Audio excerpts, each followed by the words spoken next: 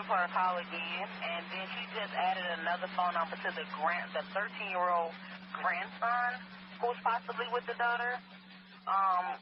Step out with this. 2412. Veteran crisis hotline's calling in, so they have a female veteran off her medication. She's at work to Safe Haven. Attacking 12, take a check that one out. 6 Rumble, 2 1 start, take a shot.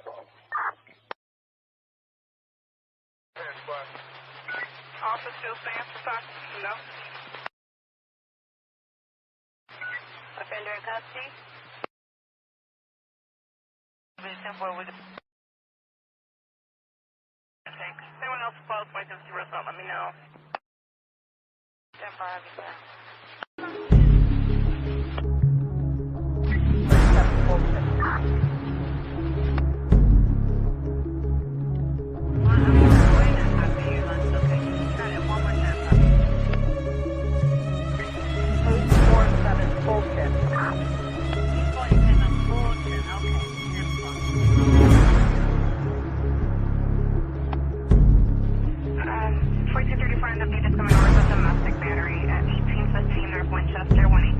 Winchester. Danny, the father and the owner of the vehicle. Alright, thank you.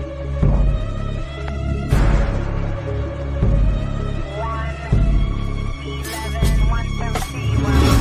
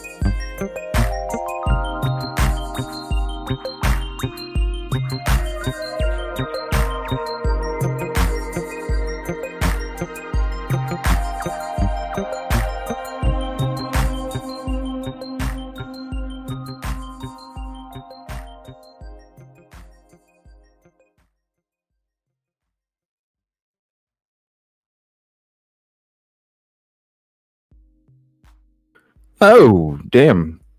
There we go. I was off for a day and look what happened. I was already talking to you guys and it wasn't showing. Appreciate you guys. Thank you so much for hopping in. We're going to be getting into some updates, some old updates, and an update I think that, I don't know, I think people are kind of confused when it comes to this reward. So I want to show you guys and kind of explain to everybody like where I'm coming from when I'm talking about all the extra uh, donations that were coming in for the reward. So shout out 200K again. You'll see it. Have you seen me? 200,000 rewards. Shout out. That's a lot of money. That's a lot of money. I'm going to be getting into some more, little bit of the March recon that I did, March 25th. I want to show you guys. There's. I've always said, after I did the recon work in March, I always said somebody has to have footage, and somebody's got to be scared. I'm going to show you. We all know the one. We all know the one. The one camera that has the lights. You know, the path that goes from the house directly to the manhole. We have that camera, but you know, but there's two other ones that I've always tried to bring attention to because I feel like these two cameras, especially this one camera, I'm gonna be honest with you, especially this one camera, beyond the one that everybody knows about. I've I've stressed these two other cameras so much, so I'm going to be showing you that. I'm going to show you a little bit of the recon work that I did back on March 25th. Um, 3 cameras of interest is what I'm going to call it. Also, we're going to be getting into Seth joined Nancy Grace March 20th, 2024. And then Chris and Katie joined Nancy Grace on March 25th, 2024. So we're going to check out both of those tonight. We're going to check out Seth's first because it was earlier. Then we'll go in to Chris and Katie's. Also, we're going to show some of the pictures of the vans, not only from when I did my recon work on March 25th, but also when all 3 of the vehicles were sitting out front. We're going to go through all those and see if anybody wants to figure out the make and model, because I guess you know, the fact that you'll see it in the Nancy Grace episode where they answer the question about well, I guess not answer it, you know, can you know, we can't disclose the make and the model because you know, we haven't got permission. And she's like, oh, did you ask? And they're like, no. So it was kind of like, well, then why is that even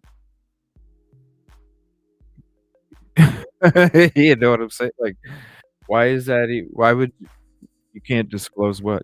And she's like, everybody is parked outside, everybody can see that it's parked outside and figure it out. Yeah, we're just not allowed to disclose that information. So it was kind of weird because it's not like the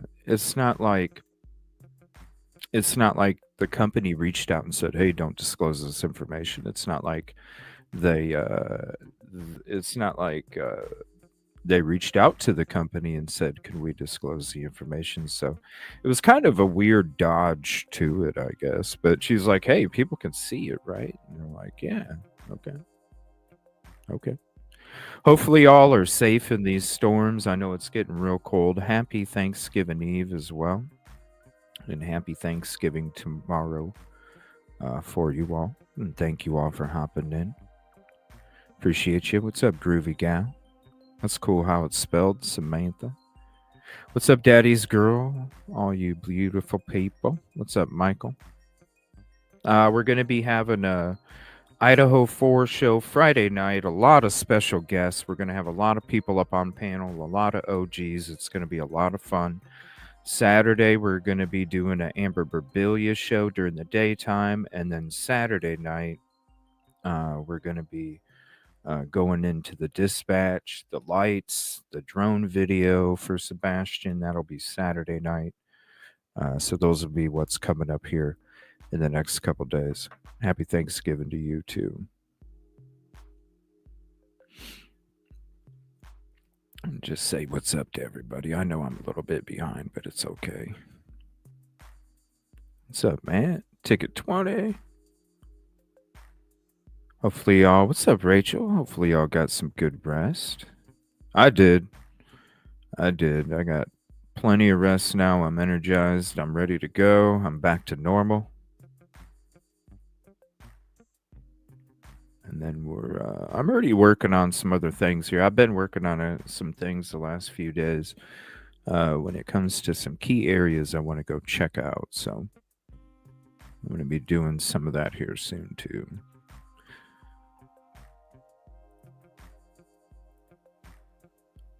That's true.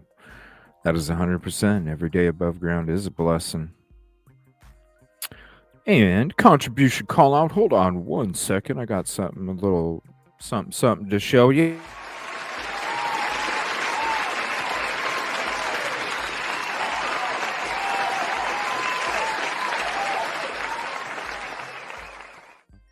Thank you so much, Beach Bell, for the 1999 super chat. Happy Thanksgiving, CJ and Baby Angel. Happy Thanksgiving, everyone. She is napping at my feet again, and I love it because she keeps my toes warm.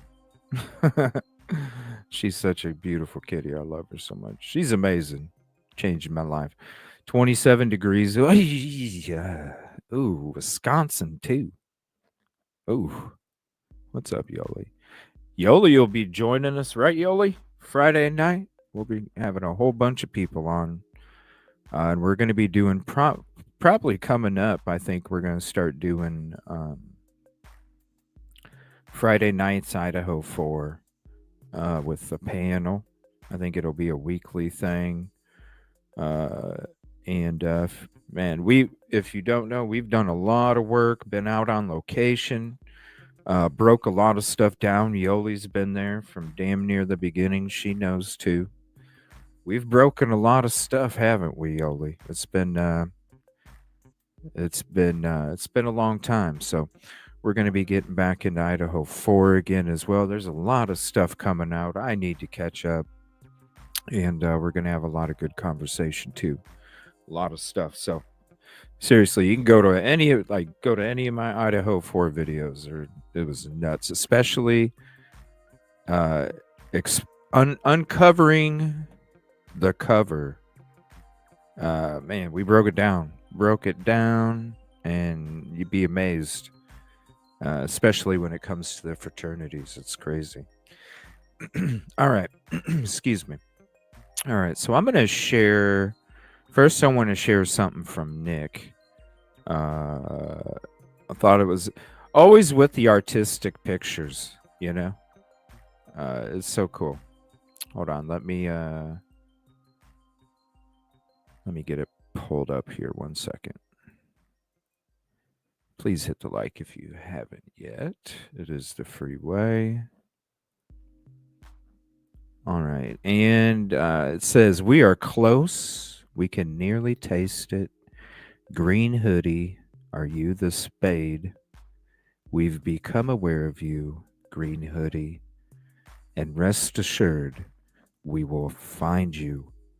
Your moment, like those who came before, is approaching quickly. Green hoodie. The green hoodie. Here, how do I blow this thing up? I guess I can't. Hold on. Let me flip me over here. There. That way you guys get the full tweet. The green hoodie. Happy Thanksgiving. Who is Green Hoodie? Who is Green Hoodie?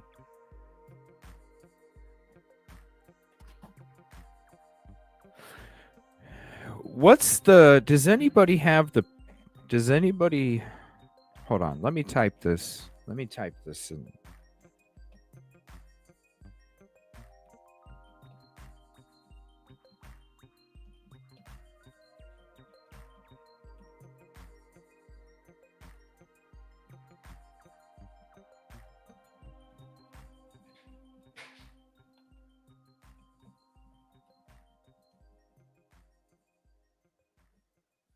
All right. We'll see. We'll check it out in a minute. What's up, Bev? What's up, Lori? Erica? Green Hoodie. Where are you? All right. So, this is another thing that I wanted to share with you guys. All right. Let me flip me back over here. All right. This is another thing I wanted to share with you guys. So, and then here's the link for this too. Now, when it comes to the 200,000, okay, and I'll share that again. Shout out 200K. It's amazing. That's got to bring some answers.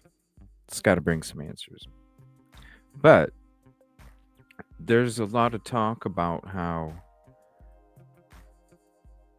200K, the FBI don't just put up 200K for nothing. And I want people to understand the FBI is only put up 50,000. So this is updated. So the 150 beyond the 50. Now, at the same time, the FBI don't put up 50,000 for nothing either. But there's a lot of people that are kind of confused when it comes to the reward and where the money comes from. Now, the money comes from a lot of people that are contributing to the cause, and it gets up to 200. But when it comes to the FBI and people claiming, well, the FBI wouldn't put up 200K for nothing, the FBI never did put up 200K. And this is right here. This is updated. So there's the link for you right there from the FBI.gov. And so that way people can kind of understand. No, it's 50K from the FBI, and then the rest of it comes from Dog and the team. So shout out to Dog and the team, because that's another 150 that Dog and the team put up. And so shout out to them. Again, we'll share that. All right. So now I want to get into, let's see. So here's some of the recon work that I did on March 25th. So when I went by on March 25th, this was the van that was sitting out there. So this was March 25th. What's up, Polly? March 25th, probably around, I don't know, 1 in the afternoon, somewhere around there, 1:30.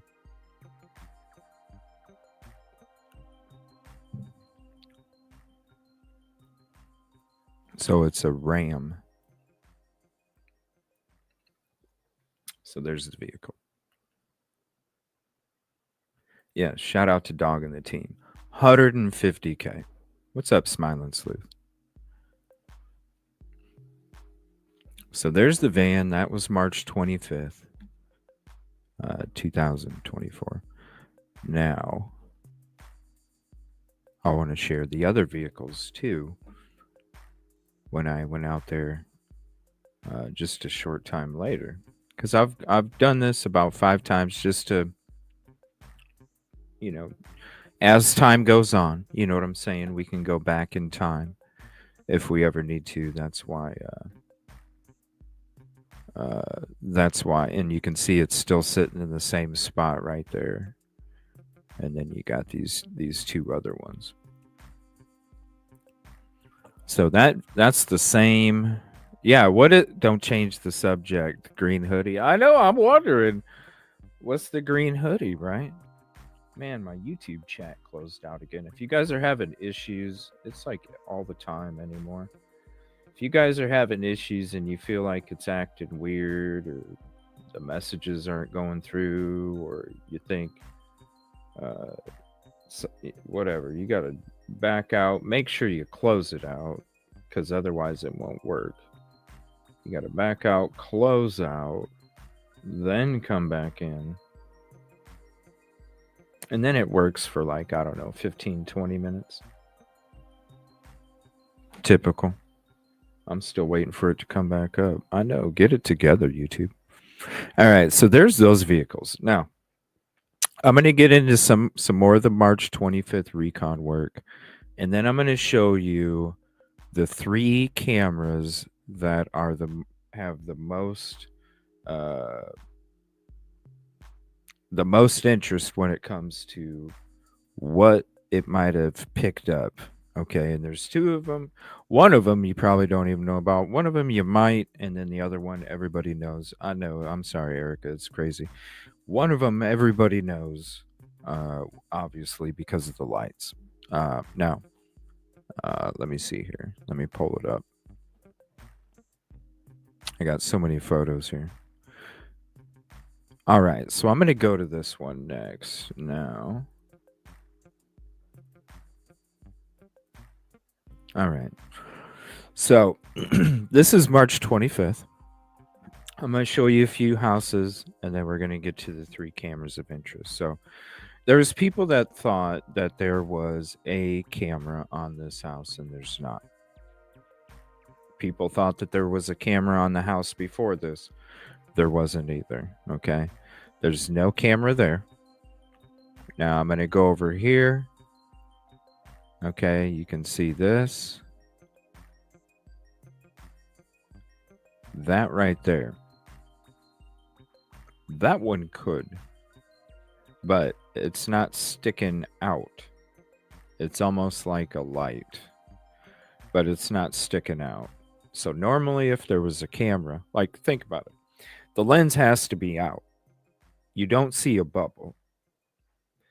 If it was a camera, it'd be focusing straight down because the lens would be up inside of that structure. So if I'm looking at it, could it be? Of course it could be. But do I feel like there's one? No.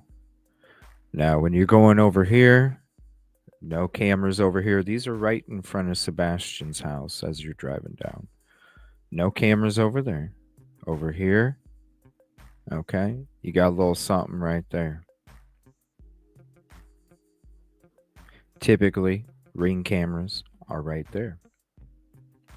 Now, when it comes to the angle of that Ring camera, it's going to be pointed directly across. So I'll take you to Google real quick. And I'll show you where we're at.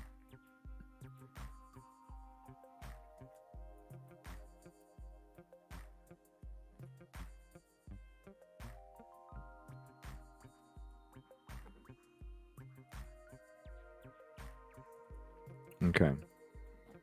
Now, this camera wouldn't really pick up much. Let me see here. All right. So you're looking at this house right here, okay? You see that Ring camera right there? All right. That is a Ring camera. Now, you're looking at the Ring camera. See what it would pick up? Okay. Would it pick up something way over here? Probably not. All right. Would it pick up them pulling in the driveway? Yes, it would. Because this Ring camera, okay, it's got a brick wall right here. So the view going this way is blocked off. But the view going this way is not blocked off. Basically, everything in this camera view would be in the view of that ring camera that's on that porch. So, would this be a key camera? Yes, it would. Because if anybody's camera is going to get tripped off first, it's probably going to be the front because of the cars, people walking by. You know what I'm saying? So yes, it would. It may not get them pulling up, okay, but it's definitely going to get them when they are at this mailbox, okay, as their car's right here. That ring camera is going to go tink, and it's going to start recording, and it's going to record them pulling in the driveway, and then you might be able to see two figures getting out depending on how dark it was, but it does get really dark there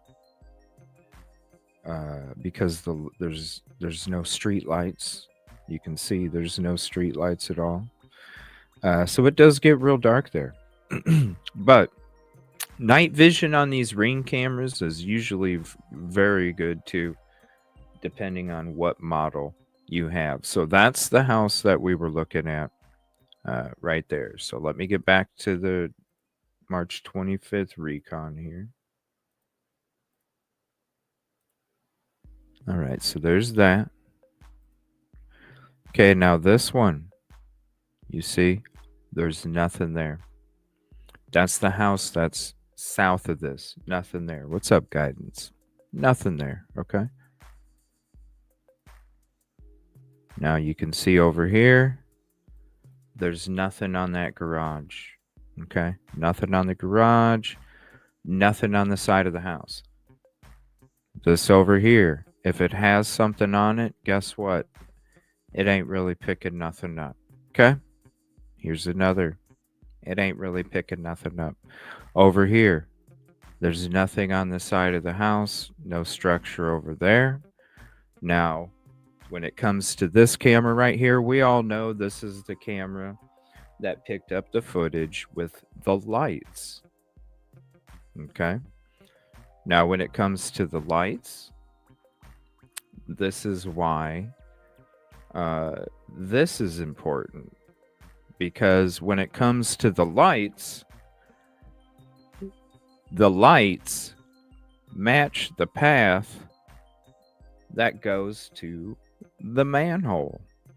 That's why the manhole theory is so important. Okay?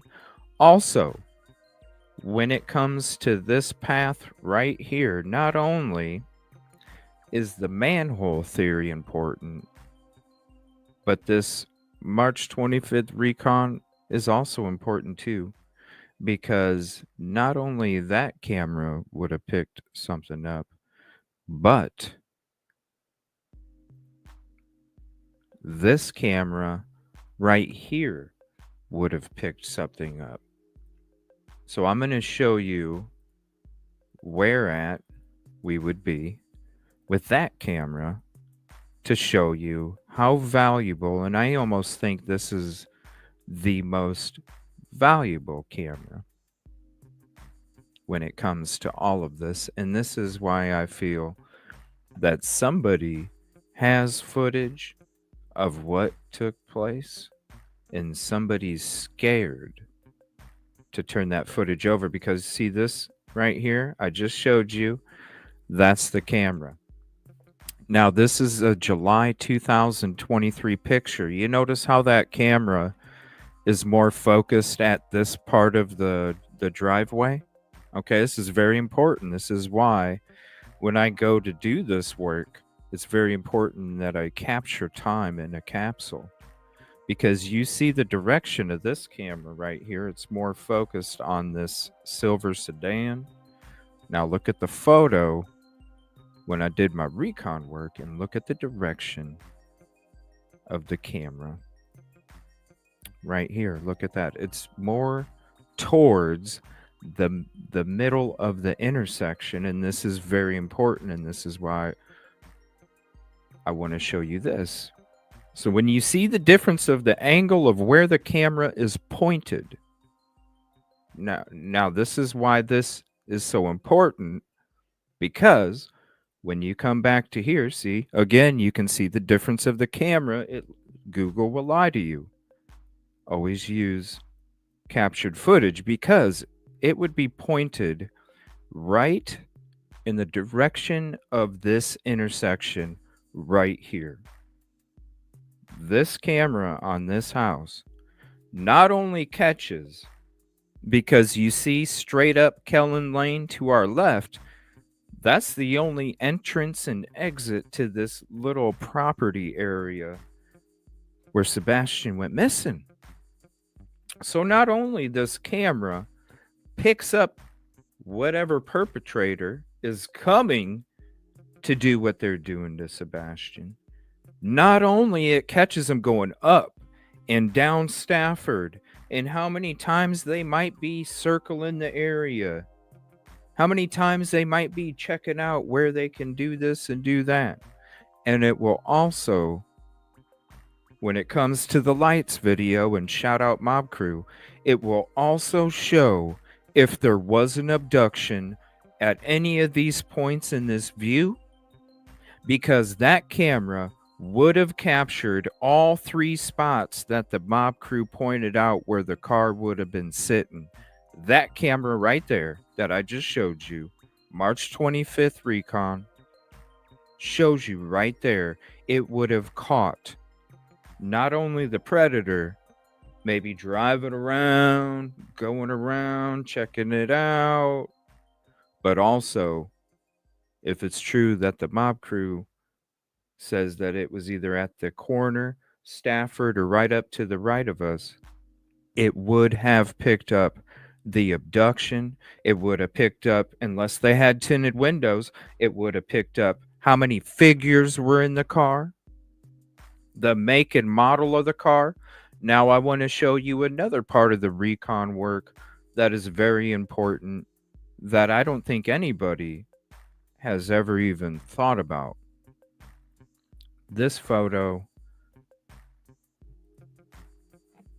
right here. All right, you see this house right here, okay? I'm going to show you on Google. This is my work. I'm going to show you on Google so I can also show you what this camera would have picked up too. This house has a Ring camera right here. Very important. So when I show you, there's a Ring camera right here that's pointed directly back. See the mailbox right here? It's pointed directly back. Now I'm going to take you back to Google, and I'm going to show you why that camera is also very important.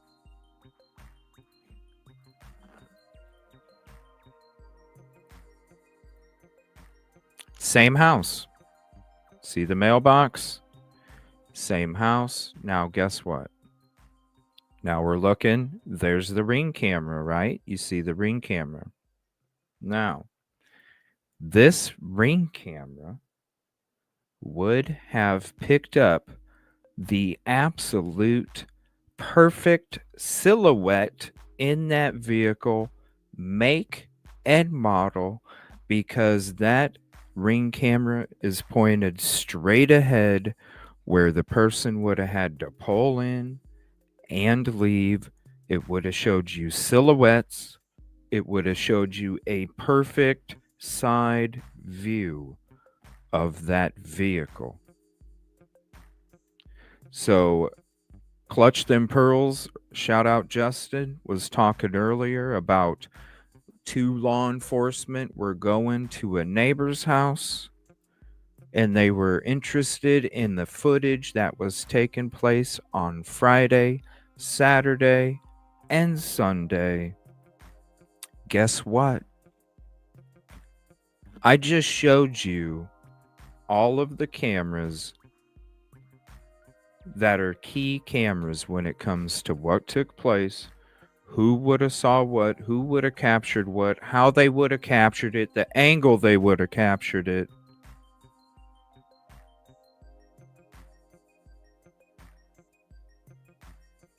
There's so many. This is March 25th Recon. There's so much when it comes to. That's why I gave you guys the map. That's why we showed you all this stuff back in April and March. This is all very important. This is why I've always said somebody has to have footage and somebody has to be scared. Look at what the people that are about finding out the truth. Look at what they have to go through already when they're trying to find a missing child. You know how many people reach out and they're like, CJ, how can they do this when it comes to a missing child? I said, I don't know. The world is an ugly place. You got to have that shield. The world is an ugly place. Think about what all of us that are trying to find the truth have gone through. Multiple people. You can't say it's made up when it's a whole bunch of people. People have done shows on, geez, why does all these people are getting all this stuff happening to them and this and that? Trying to find a missing child. Why wouldn't the person that would have the footage of what took place that night or interests, key parts that might answer or are going to be answered when it comes to the higher investigation?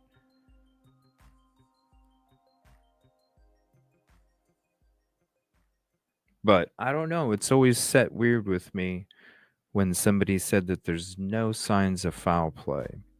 Because if there was an abduction or some suspicious activity like that where it had some footage, and trust me, Kellen Lane is the only entrance and exit out of this neighborhood. These cameras, the two that I just showed you last to the right of us, are going to be the main cameras that would have picked up both streets and a perfect description. Not only vehicle silhouettes and any kind of driving activity that took place on both of these roads. So if Ellie is coming out and stating that there were no signs of foul play, well, then that means that there were no signs that anybody has footage of an abduction. So if nobody has shown any footage of any suspicious activity, abduction, then I feel that this person didn't come forward. I feel this person, when Ellie approached him, I feel that this person probably said, nah, we ain't got nothing. You know why? Not because they didn't want to help. Because they were afraid for their own safety. That's why I've always said, since March and April, I feel somebody has footage that is scared. When law enforcement, shout out Justin, clutch them pearls, shout out Justin. When law enforcement already approaches a neighbor and wants their footage from Friday, Saturday, and Sunday, that means there was something going on in that neighborhood. To me, that means somebody has something. They're afraid. It's not because they don't want to help. It's because they can't help anybody if they can't help themselves. And if they help the way that they could help, their safety would be in jeopardy. And you know damn well their safety would be in jeopardy. Because it's not overnight, ladies and gentlemen. That's why a lot of these people don't come forward, because it isn't overnight. It's not overnight.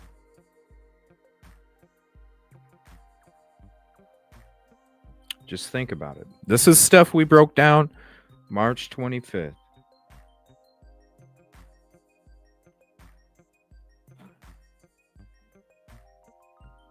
It makes you think. Especially when it comes to this camera right here. Not this one. This one. The one that was pointed at the intersection. On Google, it's not pointed at the intersection on Google. On Google, it's pointed over here. But on this one, it's coming out this way. Which means you're capturing that intersection right there. All right, I wanted to share that with you guys real quick. Now we're going to get into oh, no. Trust me, I get it, but at the same time, this is why I said when it comes to people that are trying to find the truth, and we've been out there since March, okay? I've seen, thank you, Angela. I've seen a lot of stuff. I've been around since March, y'all. I've seen the different people come and go. I've been harassed myself. It started before we even got there, and it has never stopped every time we're there. Never stopped.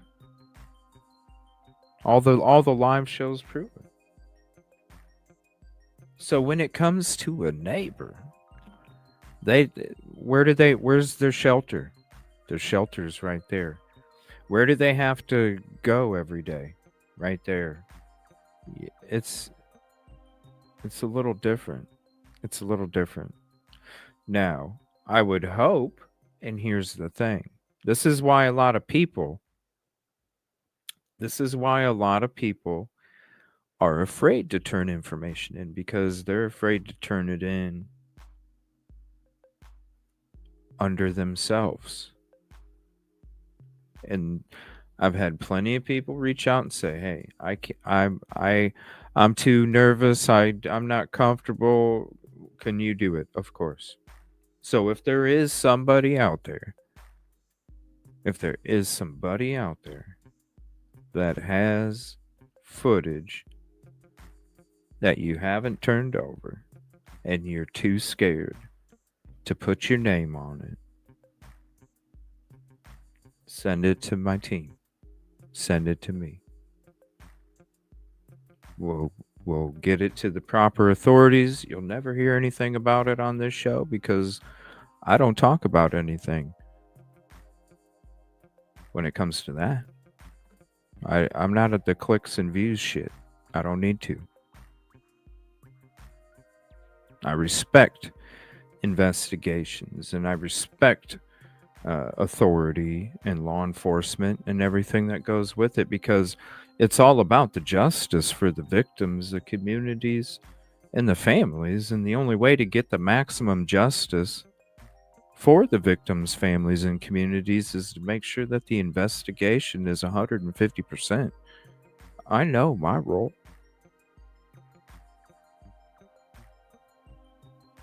So if there is a neighbor that has something and you're just too scared to turn it over or put your name on it, evilcj@gmail.com, or you can 330-510-1110, and we can figure out a way, because it's important. And I really feel like somebody has some footage, y'all. I really feel like somebody has it.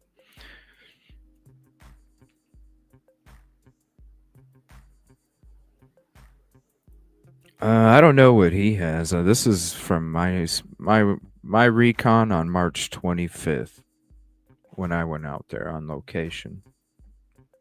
I don't use Google because Google will lie to you, just like we showed you earlier. It gives you a different camera angle on this camera right here because in Google it's a June 23 photo and this is March 25th of 24. Different angle. That camera points over here on Google and then it actually points towards the middle. Right, just a few weeks after. Exactly a month, actually. All right, so I want to get into the Nancy Grace episodes here. So we're going to watch this one. This is the one from March 20th when Seth was on, and she had a panel on the show, a bunch of people. And then we're going to watch the episode where Chris and Katie were on just 5 days later when it comes to, what's up, lady? When it comes to, the whole van stuff. So that's why I showed you guys the pictures of the vans, not only March 25th, but also, here, I'll show them again, but also just a couple weeks after that. So this is on March 25th. This is the van that was sitting there on March 25th. And then when you see just a couple weeks later, this is same spot, but there's more sitting next to it. I have a love-hate relationship with her lady.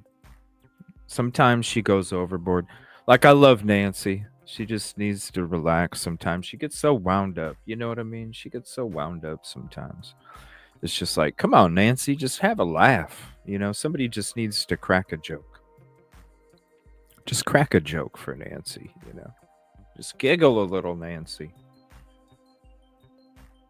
All right, we're going to start with this episode again. This was on March 20th. This is when Seth joined Nancy Grace, and there's a panel on there. Where is a missing autistic teen, Sebastian Rogers? The hunt is on for this boy. Did he wander away from home entirely barefoot?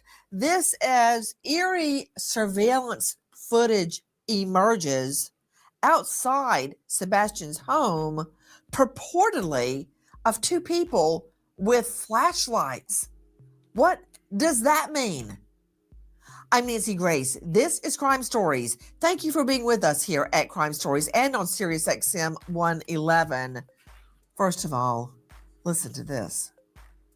When I woke him up for school, he wasn't there. I took a second and walked through the house looking for him in case he'd gotten up and was trying to get breakfast or something, because he did that sometimes. About 3 minutes in, give or take, I was on the phone with my husband.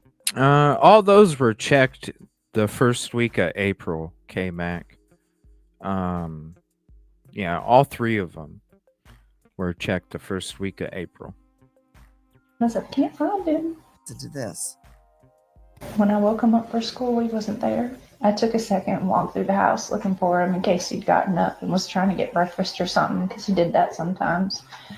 About 3 minutes in, give or take, I was on the phone with my husband. I said, can't find him.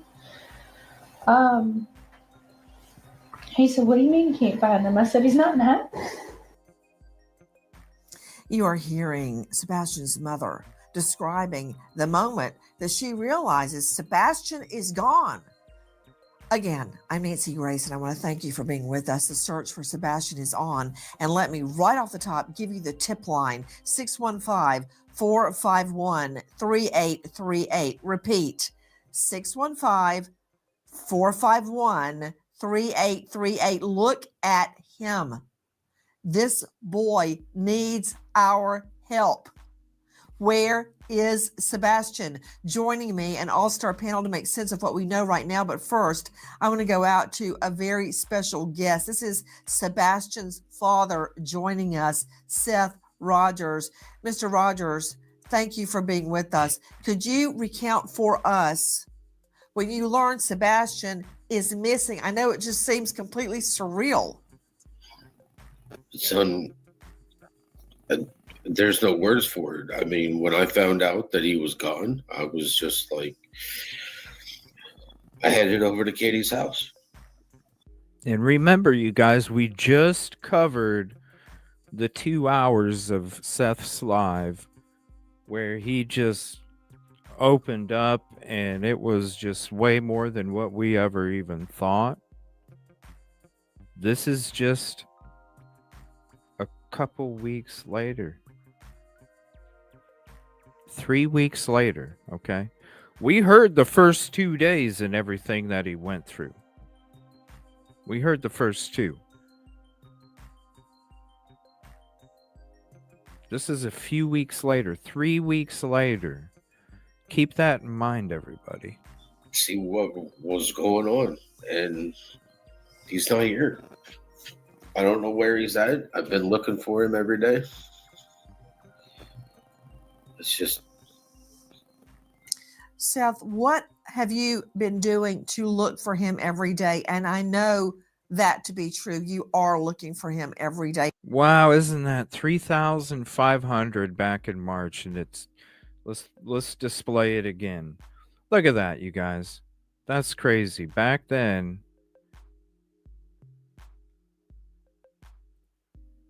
hold on. It's just... Seth, what? Look at that. All the way back then, 3,500. And look at this. 200K. Mash green hearts and chat, please. My gosh, from 3,500 to 200K. Hold on. I gotta play something. I gotta play this real quick.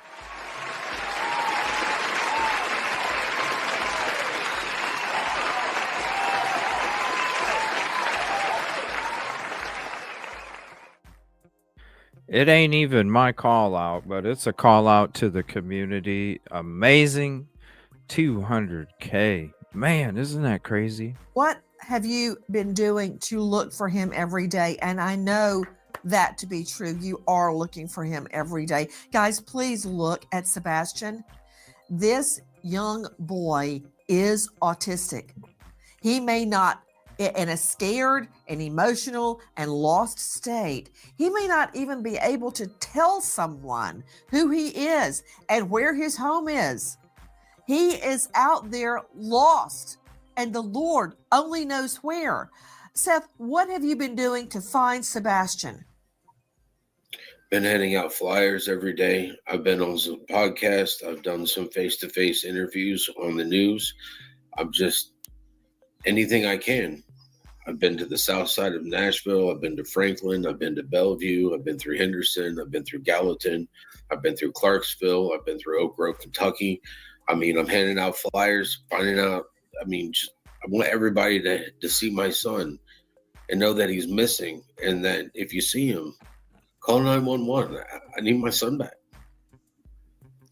Just trying to get my mind around what you and Sebastian's mom are going through, because when I go in to wake up my twins, if they're not in the bed, which is rare, they're usually still asleep. If they're not in the bed, I immediately glance in the bathroom, and if they're not there, that's totally out of character. They're always right there in their bedroom in the morning when I wake them up. And that would be totally out of the normal if they weren't there. Tell me your understanding of what happened. Katie told me that when she woke up Monday morning that he wasn't in his room and she can't find him. And I heard that once I got there. When I got off of work, I had a text message from the stepfather, Chris, and a missed phone call. And I called him, and he told me that Sebastian was missing, and he didn't know what had happened. So I had Okay, let me ask you a couple of quick questions, Seth. Number one, Is there any type of a burglar alarm in the home? I don't know. I don't live there. Okay. Okay, that is not helping me. Let me see if I can find that out. I'm going to go to No, they didn't have cameras when he went missing either. Aaron Cantrell on that from News Channel 5.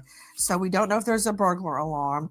Was a window open in Sebastian's home, in his room? Not that I am aware of. Well, Nancy, we Okay. don't know. We do know that they did search the perimeter of the house. And I know one day when I was out there, when they were searching, they had a dive team out there. They were searching the grounds, but the area is very, it's some parts of it is very rural, and they're doing a lot of construction around the area. So there's a lot of construction, lots of subdivisions being built in that area.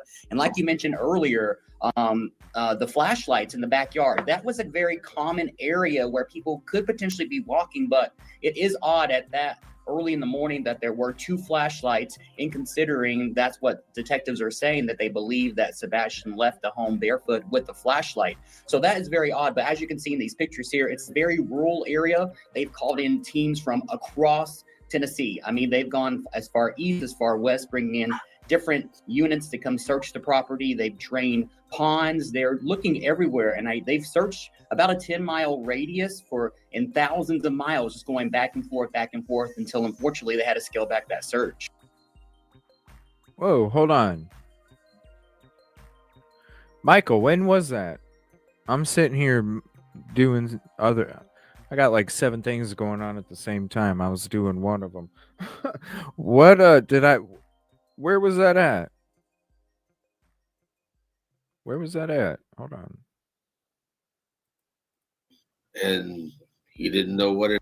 They're always right there in their bedroom in the morning when I wake them up. And that would be totally out of the normal if they weren't there. Tell me your understanding of what happened. Katie told me that when she woke up Monday morning that he wasn't in his room and she can't find him. That was something she told him when he got there. And I heard that once I got there. Yeah. When I got off of work, I had a text message from the stepfather, Chris, and a missed phone call. And I called him, and he told me that Oh. the stepfather, Chris. Well, yeah, he was saying he didn't call his work. And a missed phone call. Yeah. He was saying he didn't call his work. I don't know if he mentioned, he said he got a text 911. He said he didn't get a call at his work. I don't know. Did he? I don't think he mentioned anything about his personal phone getting a missed call or not.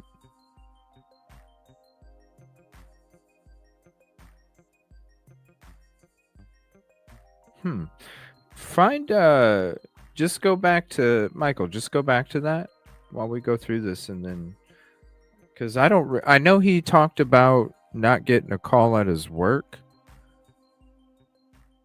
and then the 911 text. I don't know if he said anything about his work phone or about his personal phone. Yeah, because he had to leave his personal phone in the car. Yeah. So he was.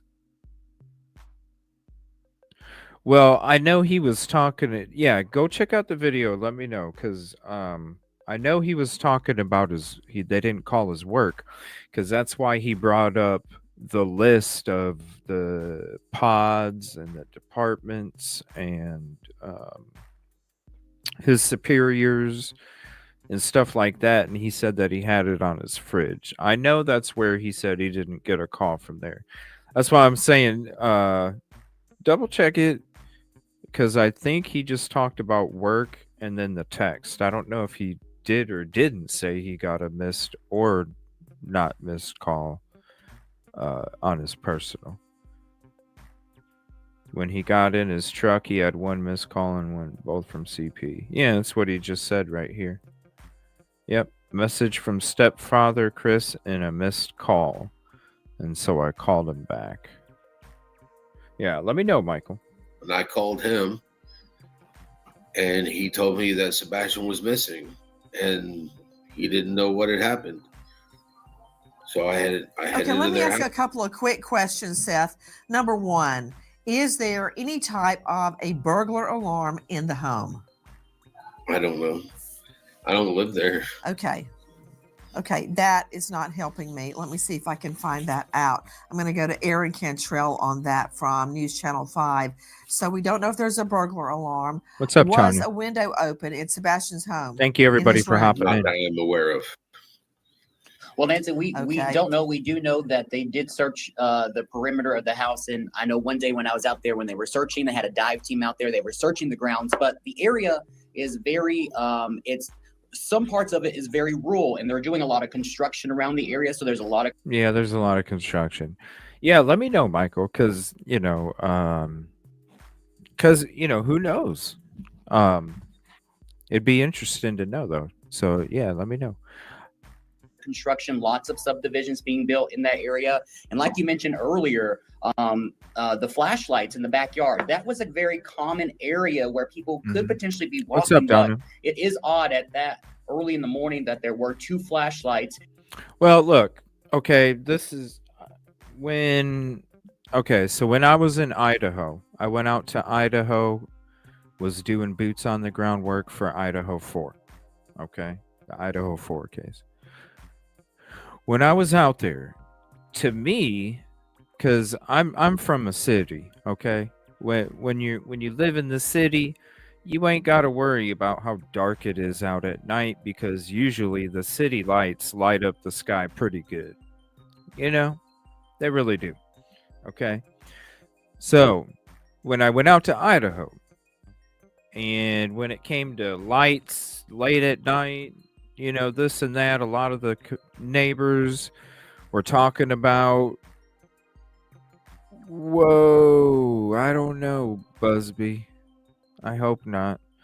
A lot of neighbors were talking about how people would just generally, the flashlights that you can get at like Walmart that have a strap, and then you just click it and it's a flashlight and it lights up where you're walking. I even use them while I'm doing boots on the ground if I'm out in the dark, because wherever you look, you got light. It's beautiful. Okay. And they're bright too. So a lot of people will wear those when they're walking their pets and their animals, because they don't have to carry a flashlight. They just put it around their forehead and then they can see while they're walking their animals. So when it comes to Hendersonville and how dark it is, of course, people could be putting on them little lamp, the little light lamps that go right around your head. They're like $5-10 a piece. You can get them at your local Walmart, any of the stores. And they'll wear those things because it is dangerous when it's that dark, especially if you're walking pets. So when it comes to the lights and this right here, just because there were 2 flashlights, hey, somebody could have been walking their animals. Do I think somebody was walking their animals with the lights? No. I think it was something suspicious. But at the same time, you can also explain people walking pets. Divisions being built in that area. And like you mentioned earlier, the flashlights in the backyard, that was a very common area where people could potentially be walking. But it is odd at that early in the morning that there were 2 flashlights, in considering that's what detectives are saying, that they believe that Sebastian left the home barefoot with the flashlight. So that, well, maybe there was a dog that got loose because they heard somebody kidnapping Sebastian, and the dog was freaking out and got out. And so there was 2 people looking for their dog. Who knows? that is very odd. But as you can see in these pictures here, it's a very rural area. They've called in teams from across Tennessee. I mean, they've gone as far east, as far west, bringing in different units to come search the property. They've drained ponds. They're looking everywhere. And they've searched about a 10-mile radius in thousands of miles, just going back and forth, until unfortunately they had to scale back that search. So Seth, what time did you get to the home that day? I got the message at about 7:20. I was there at about 8 o'clock. So immediately. When you got to the home, tell me about the state of the home. The home was clean. I mean, it looked like it normally did when I walked in. So, were there any signs of forced entry at the front or back door or on Sebastian's window that you could observe? No, there was none. Was anything Back door stolen was from the locked. home?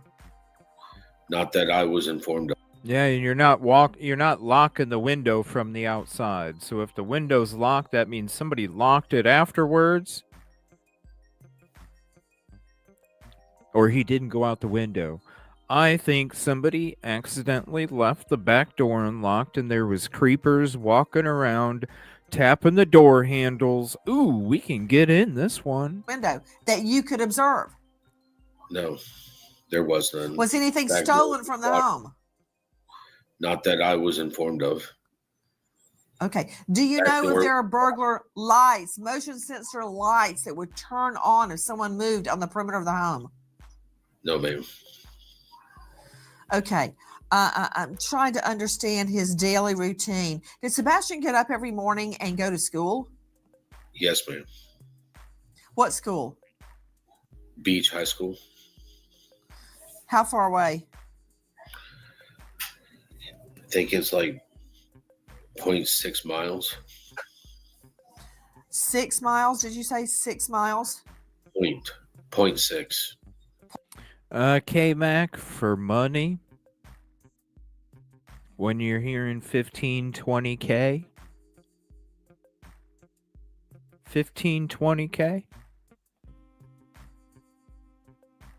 money, their own personal, there's so many reasons that a predator, when you're talking about that neighborhood, there's one way in, there's one way out. As much as it's a disadvantage for a criminal, it's an advantage too.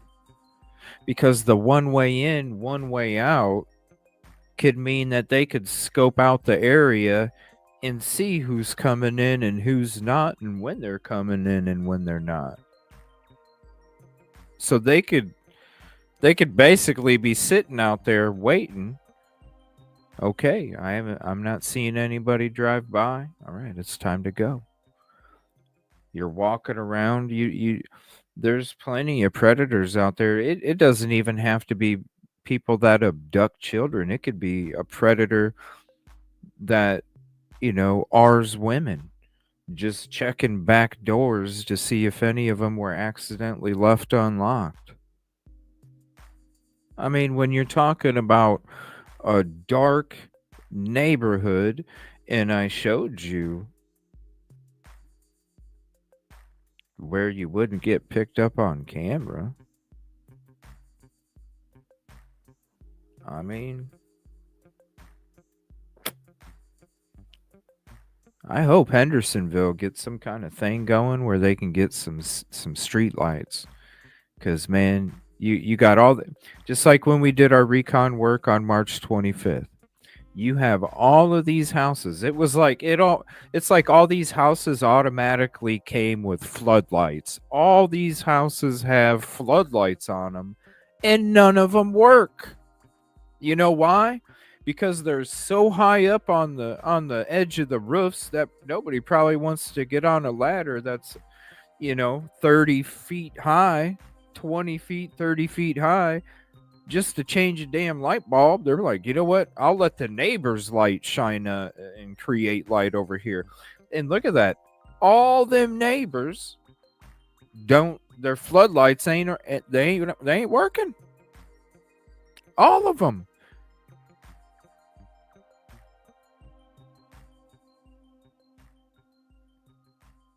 It shouldn't be up to the homeowners to light the damn streets to have a safe neighborhood.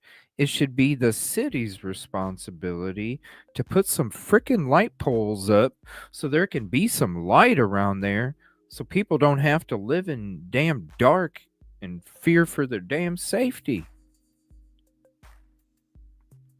It shouldn't be up to the homeowner having to change a fucking floodlight bulb.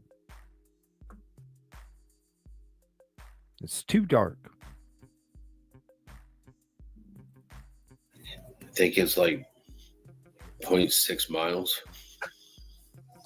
6 miles. Did you say 6 miles? Point 0.6. 0.6 miles, very close to home. Did he walk or take a bus or ride a bike? He rode the bus. He rode the bus. Is he mainstream? Well, they're part of a township, right? Like they have their own. They're part of a township. They got to have their own. Come on. You can't rely. There should be street lights. If there's a road that's paved, it should have a street light on it. At least a couple. He is autistic. Is he mainstreamed with other students?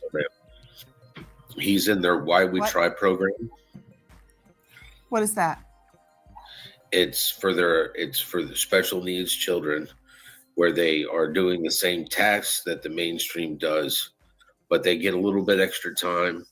You know, if they have like 30 questions, then in the Why We Try program, they get like 20, and they get extra time to answer them. So they're still learning the same stuff. Okay, I'm trying to understand. That morning, your wife calls you, your ex calls you about 7:20 a.m. Would that have been on a school day? No, it was her husband that called me. Okay, was that at 7:20 a.m.? No, 7:20 a.m. is when I got to my vehicle, because I got off of work at 7. My shift ended at 7. By the time I found out to make sure that I didn't have to stay over or anything, then I got to my truck about 7:20, and they had texted me and tried to call me on my cell phone at around 6:20.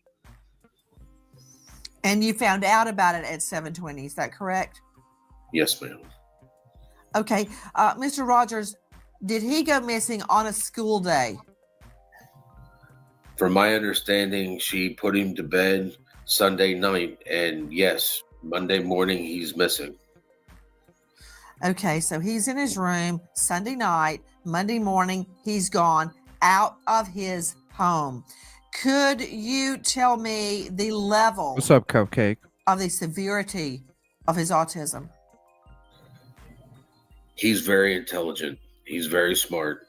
He just lacks social skills and reading of people's body language. He likes things to be in a routine. He likes to control his environment. I'm looking at Sebastian right now, and it is breaking my heart thinking of this young boy, this autistic boy, possibly out in the wild, possibly with strangers he doesn't know. What would his reaction be to that, Seth Rogers? I don't know, because I've never seen him have to deal with this. Most of the time, if he's with me, he gets his information from me about interacting with people. If I sit there and I'm meeting new people, I talk to him. It's like, son, you can introduce yourself if you would like. If he does, he does. If he doesn't want to, I don't make him.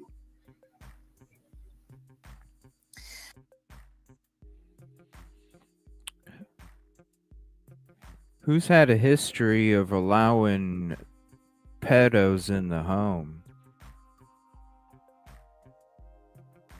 Who's had a history of allowing pedos in the home?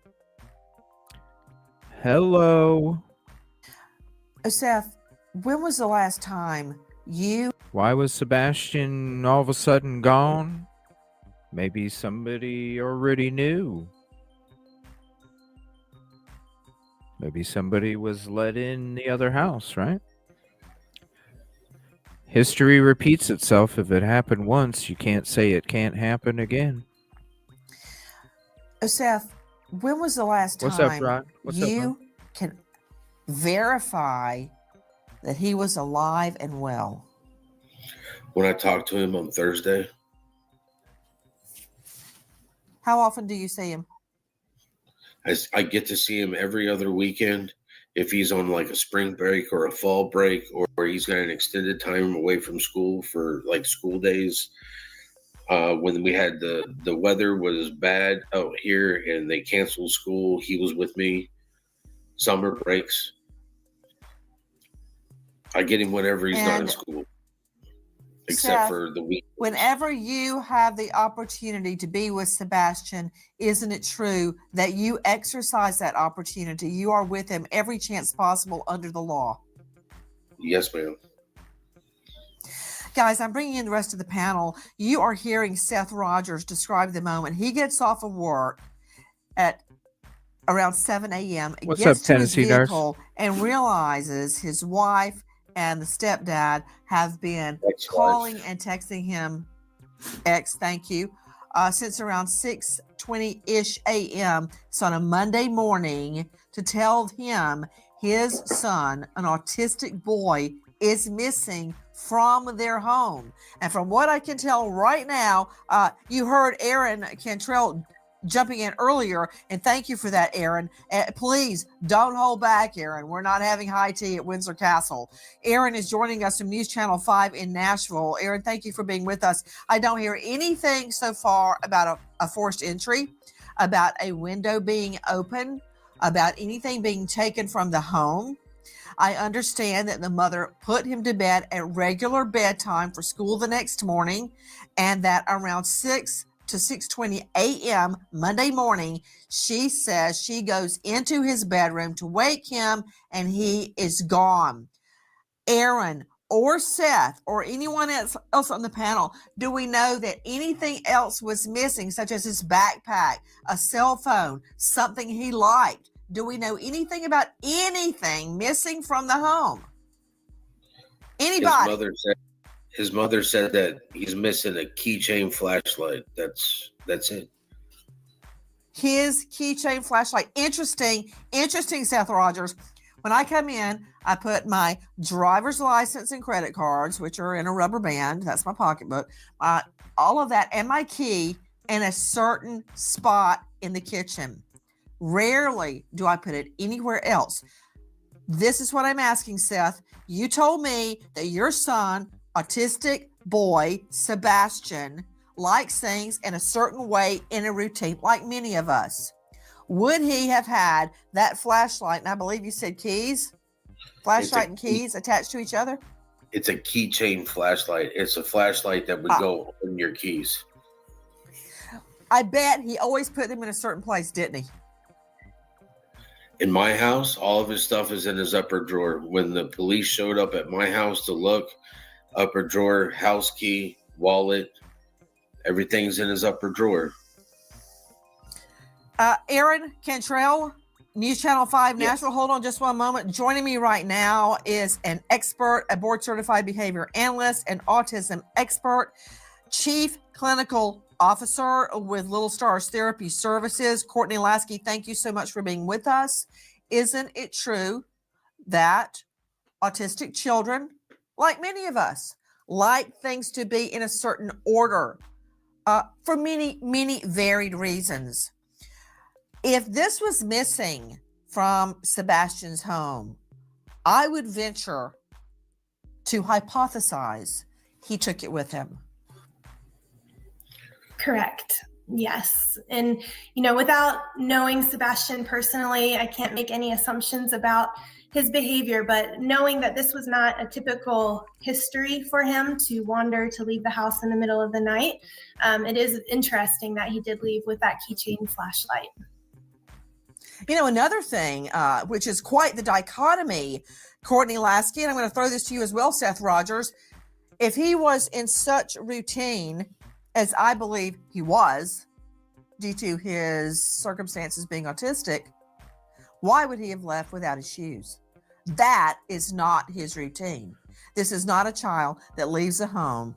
That's the biggest question, Michael.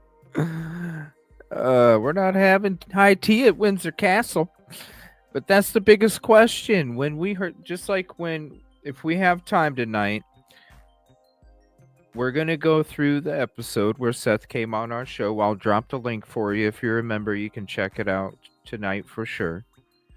But that was one of my questions when it came to the shoes and the boots, and would he not wear his shoes? Like all of these questions, like, no, there's no reason. That's why he didn't walk out the door. If he did, he was running for his life, because when you're running for your life, you're not worried about getting bit by ants. But if you're not running for your life, you're not walking out without shoes. Without his shoes. First of all, Seth, how do I know he didn't have his shoes? 3 pairs of shoes were at the front door. His old tennis shoes, his new tennis shoes that his mama had just bought him, and the boots that I had just bought him. His mama had told me wore another set of shoes. His feet were growing. The last time I had him for that, the last weekend I had him, his mama told me that his shoes weren't fitting anymore. And she asked me to get him shoes. And we wanted a pair of boots, so we went to Boot Barn and got him a pair of boots. Is it possible he wore a different pair of shoes? I don't think so, because if he's not fitting into them, she gets rid of them. Okay, let me tell you something, Seth. My son and daughter have one of those shoe racks over the back of their closet door. A billion. And I would see. They gotta. I mean, come on.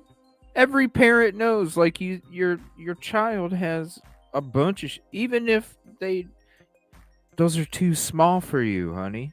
I still love them. Come on now.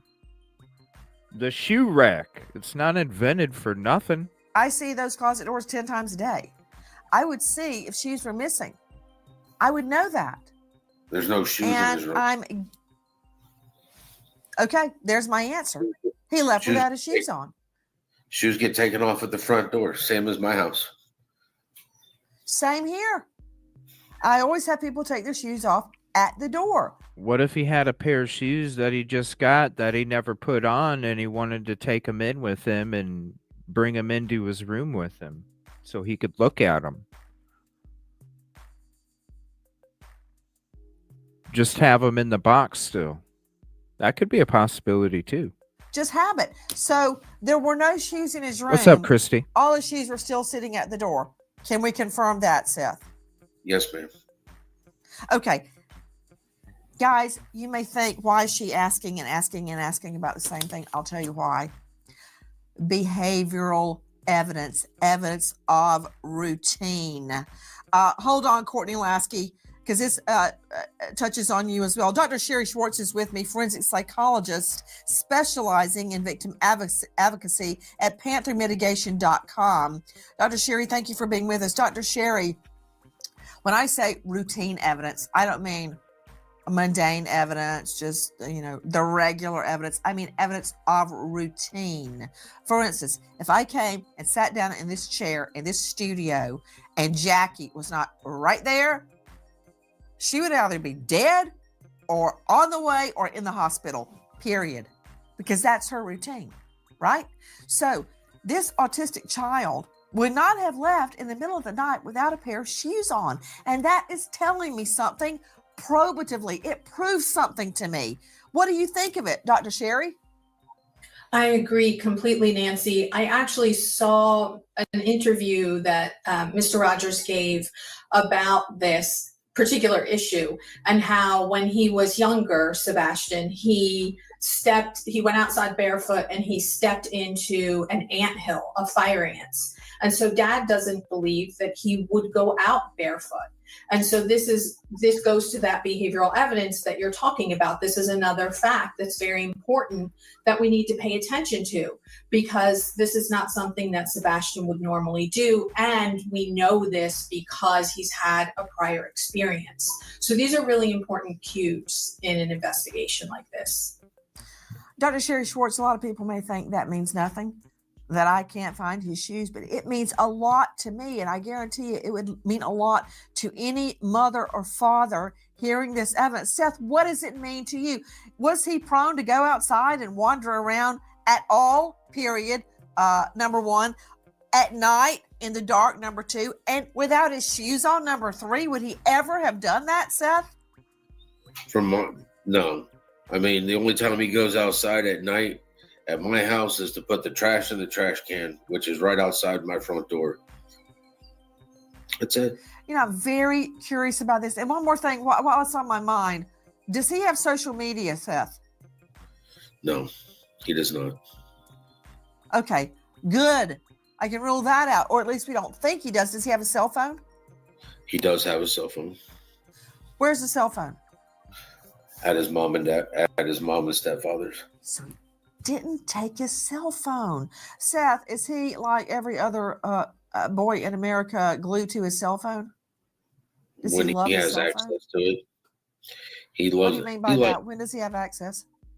When he has access to like YouTube and stuff like that, he is glued to his phone because he likes to watch videos about Minecraft and he likes to watch videos of people playing Minecraft.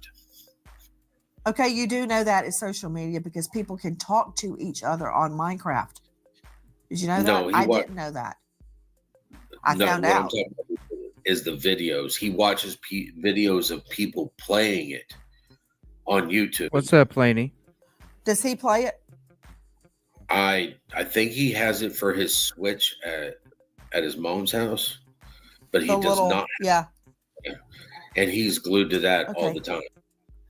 We need a forensic search of that phone pronto, Seth, because I find it very curious if he went voluntarily that he didn't take the phone with him. Okay, because it'd be a cold day in HELL that either one of my 16-year-olds would go anywhere without their phone. And it's not just them. I mean, everybody takes their phone with them everywhere they go. It's like their magic wand. You can't be without it. So I find it interesting. Did the mom have the phone put away? Could he have taken it with him? Most of the time, I've seen the phone plugged in on the counter on the little bar in their kitchen. Okay, I'm going to Courtney Lasky joining us, expert in children and teens with autism. Courtney, you've been listening. Weigh in. Yes, I absolutely agree with you, Nancy. This is a very unusual pattern of behavior that we're looking at. If this child has access to a cell phone, like you said, Minecraft is social media, YouTube is social media, anywhere that he would have access and the ability to talk with others. My concern would be related to his autism diagnosis and that deficit in communication and understanding of social skills. Is it possible that peers at school or someone has contacted him through these gaming methods? Bullying, peer pressure, was he persuaded to leave perhaps from his mom's house in the middle of the night? I know Is that you jumping in, Seth? Yes, ma'am. I know that his phone was locked down. He had no internet access. He only had the ability to take pictures on his phone, text on his phone, FaceTime, and telephone calls. Everything else was locked down on his phone. Have the police looked at his phone? Have they taken his phone to look at who he may have been speaking to? Yes, ma'am.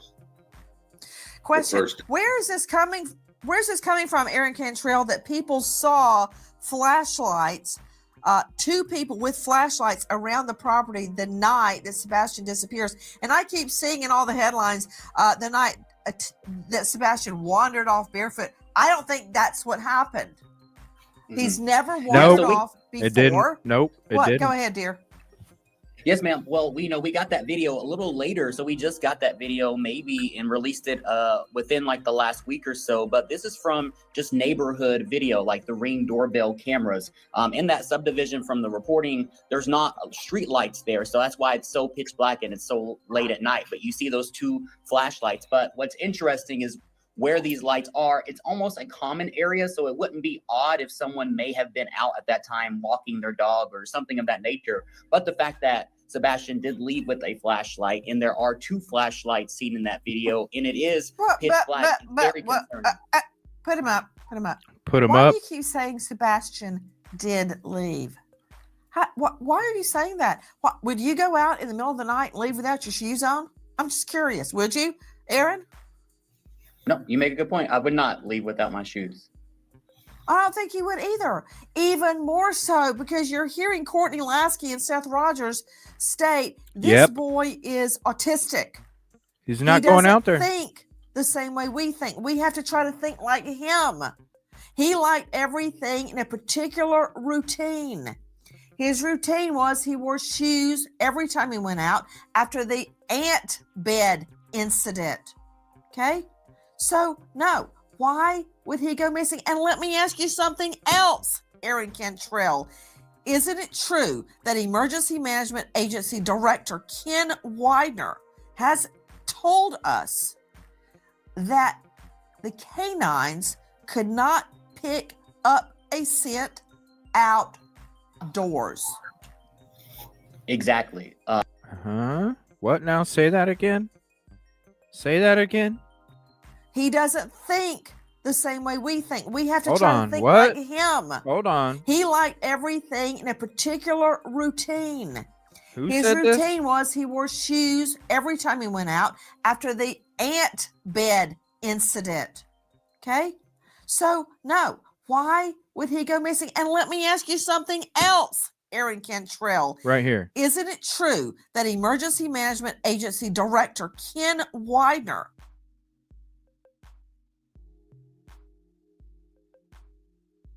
Emergency Management Agency Director Ken Widener. Let me write this down real quick. Emergency Management Director Ken. Now that might not be his spelling. You know, YouTube in their closed caption, they're saying orange and it says blue.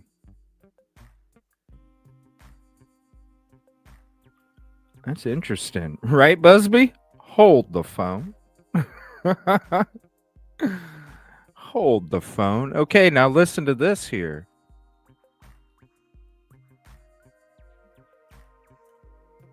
Listen to this. has told us that the canines could not pick up a scent outdoors. Come on, put doors. No, we got to have the rest up there. Hold on. Let's play that one more time. Pick up a scent outdoors. Huh. Tennessee nurse says it's Widener. Could not pick up a scent. That's interesting. Because remember when I was telling you guys how it seemed like it might have been all show?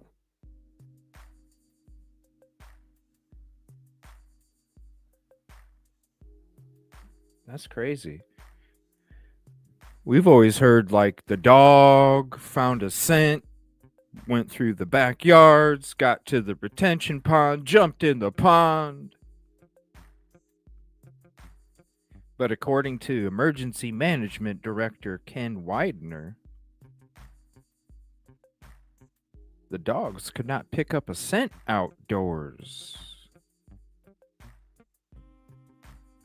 Now, when you have a whole bunch of people walking around them canines, it's not going to be very effective. Any canine handler can tell you that. I've been around canines. You need to be at least 50 back. At least 50 back. Interesting. I wonder if I can find a statement that we can... Let me see if I can find something. Huh. Exactly. They have not been able to pick up a scent. They had a false hit, but then that did not turn out to be anything because... The dirt pile. When this... And the jumping in the pond, but the dirt pile as well. When Sebastian went missing, it was kind of a warm day that first day, but after the next day of the search, it went extremely cold. It was rainy, which made it even more concerning because here you have this 15-year-old who has autism with no shoes on and, you know, maybe a sweatshirt and sweatpants, but it is now cold. So they were concerned about hypothermia as well. So a lot of factors kind of changed the search as well, but they have not picked up a scent at all. Officials have now been able to analyze home security video from that Hendersonville neighborhood and discover signs of what may have happened to Sebastian. 2 people near the family home. And as I recall, it was around 3:10 a.m. that Monday. 3:10 a.m. Who in the hay is walking around, 2 people, 2 flashlights at 3:10 a.m. in that neighborhood, and coincidentally, Somebody that might have lost their puppy because the puppy reacted to an abduction and an activity that was going on in the backyard late at night that normally doesn't take place, so the dog becomes restless. Do dogs not try and help? Do dogs not try and sense fear? Loyal animals. It could have been people looking for their lost puppy because the puppy got out trying to save Sebastian. it is the same time during which Sebastian goes missing, which leads me to our guest, Douglas McGregor, geographic profiler specializing in violent crime and missing people. You can find him at the Geo Profiler. Douglas, thank you so much for joining us. A lot's happening right here. No canine scent outside. No shoes. No break-in. No theft. The phone's still there. Weigh in. So if we look at each of these, the no shoes thing, there's a lot of autistic people who actually enjoy going barefoot. It connects them with the earth. They like that texture, that feel. There's a whole campaign, barefooting for autism. So I know that, and I did read the article. Let me stop you right there, Douglas. Let me stop you right there. Seth Rogers, Yes, he's ma'am. right. But does that have anything to do with Sebastian? Did Sebastian go barefoot outside? Was he part of Barefoot for Autism? Do you know? No, he's got a pair of slippers that he wears, so he doesn't have to put on socks and shoes. He puts those on if he's going to go out to the trash or check the mail and doesn't want to put socks on. Have you seen him since the ant bed incident go outside barefoot? No, not at my house. Okay. All right. Back to you, Douglas McGregor. Go ahead. So continuing on with just how he left the premises, the other question I have is the wording that law enforcement is giving out with regard to what he was wearing, the clothing, that he was in a black sweater and black sweatpants. How do we know that? Did he go to bed in that clothing? How do we know he didn't wake up in the middle of the night and change clothing? I think the wording should be he may be in a black sweatshirt and sweatpants, or he may have those things on him if they are. That's a very good point. He brings up a very good point. Very good point. Missing from his house, but we don't Very know good that he point. left in those. Very good point. That's a really regarding good point, the- Seth It Rogers. is. What It's a about good it? Is point. that what he slept in? How do we know that's what he was wearing? His mom said that he was wearing black leisure pants and a black T-shirt when he went to bed.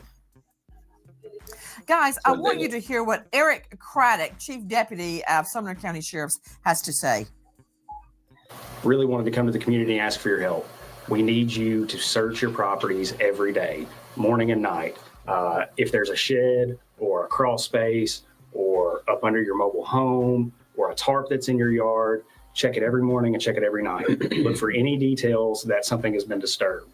If there's a shirt that was there today that wasn't there yesterday, notify us.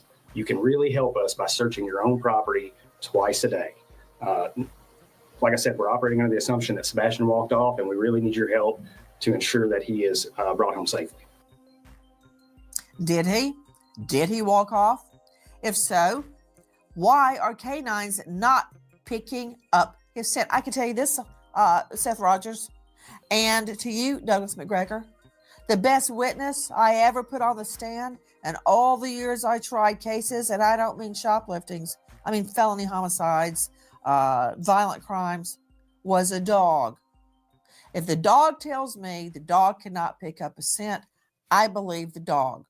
So I'm having a hard time accepting what I'm hearing, that this young autistic boy just wandered out in the middle of the night without shoes on. Okay, back to you, Douglas McGregor. Tell me more of your analysis. So looking at what the canines were able to pick up, those canines should be picking up multiple scents. And it's all based on Sebastian's routine activities. You know, does he go to a friend's house during the week? Does he go to the corner store? Does he occasionally walk to school, even taking the bus? Those canines should be picking up all those scents from that 7 days past, because canines regularly train from scenarios where someone's gone missing from 1 hour up to 7 days, and bloodhounds can pick up even longer than 7 days. So those canines should be picking up scents. They should be tracking those scents and then ruling them out as an activity from the past that isn't associated with him going missing on that Sunday evening. Guys, we were just showing you an aerial sketch of a landfill search. There's nothing good about that. Seth Rogers, why Oh boy, have the you been landfill told search. that authorities are searching a landfill? Okay. All right, we're going to pause it real quick. Where's this picture of this landfill search? Here it is. This was the, oh my gosh. When they're okay, I've talked to law enforcement officer that was there. Okay.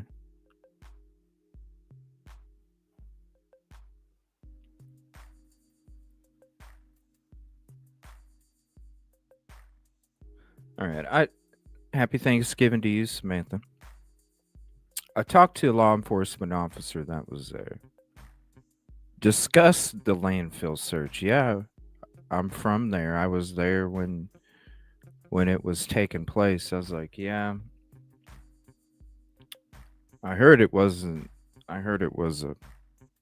not a very good landfill search. It wasn't organized properly, and it was kind of just all over the place. Yeah, they didn't even grid it out. Look, here's a photo of it.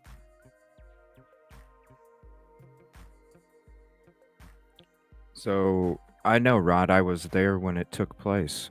I know it's real. I was standing right there. But when it comes to this landfill, does this look like there's a grid? Look at it. So even though it's important, because when people hear landfill search, yeah, so was Busby. There was a whole bunch of us there. Silky was there. Hot Dog Steak Charlie was there. Christina was there. There's a lot of people there. But read what I said. Do you think if somebody has something to do with it, they're going to lead that person to where it's at? No, they're going to send you on a wild goose chase. They're going to make you go in the opposite direction. They're going to make you go in the opposite direction. So think about it, Rod. If you feel that person had something to do with it, do you think they're going to lead you to the answer? No, they're going to lead you in the opposite direction because they want you the furthest away possible.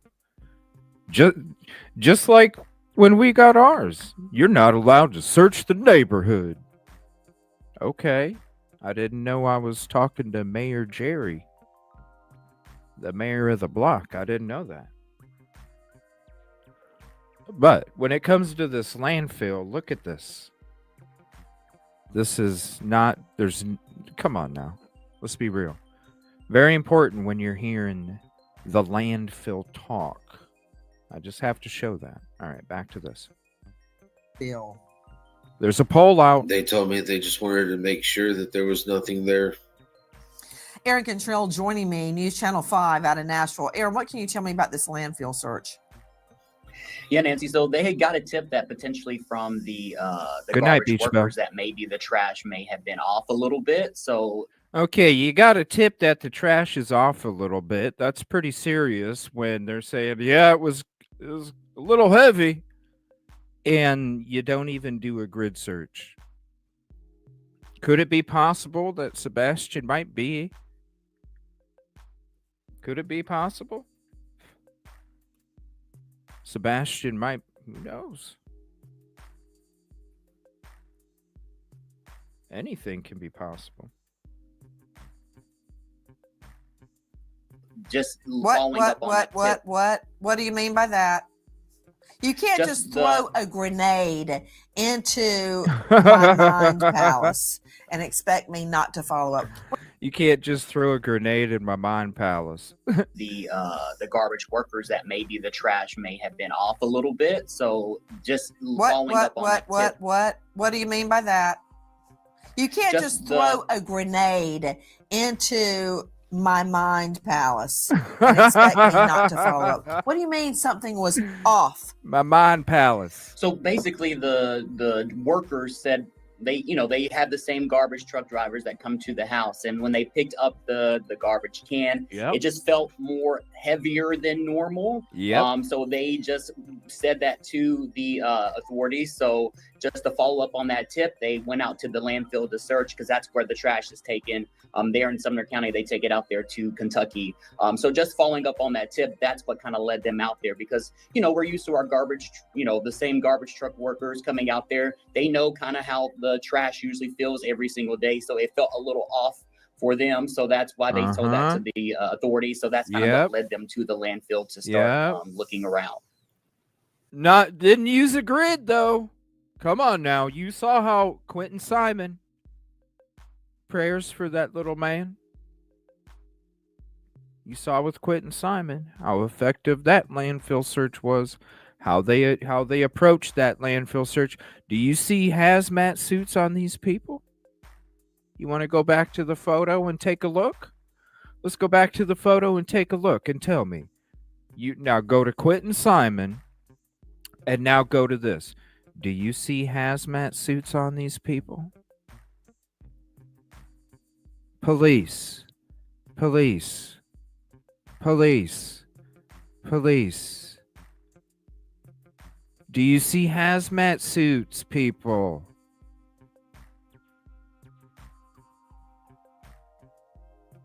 Do you see hazmat suits?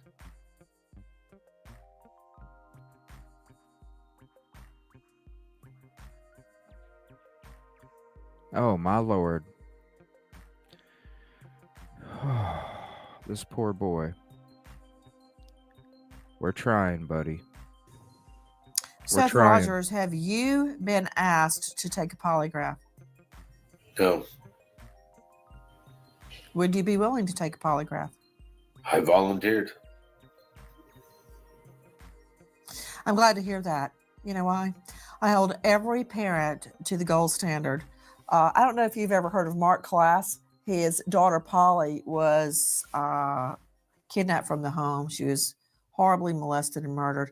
When cops came, he, like you, was separated or divorced from his wife and lived separately. You know what he said when they came at the door? He's like, take my fingerprints, search my home, search my car, search my office, do whatever you want.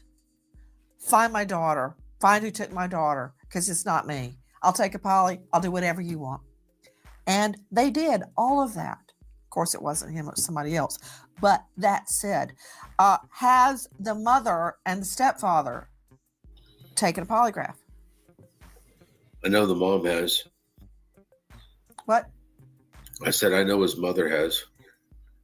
So she agreed to a polygraph. What about the stepfather? I have no idea. Guys, there is a reward for information in the search for this little autistic boy. And again, I gotta say, shout out. Went from 3,500 back on March 20th, and it's 200K. Shout out. Shout out to all the community that has helped get this to 200.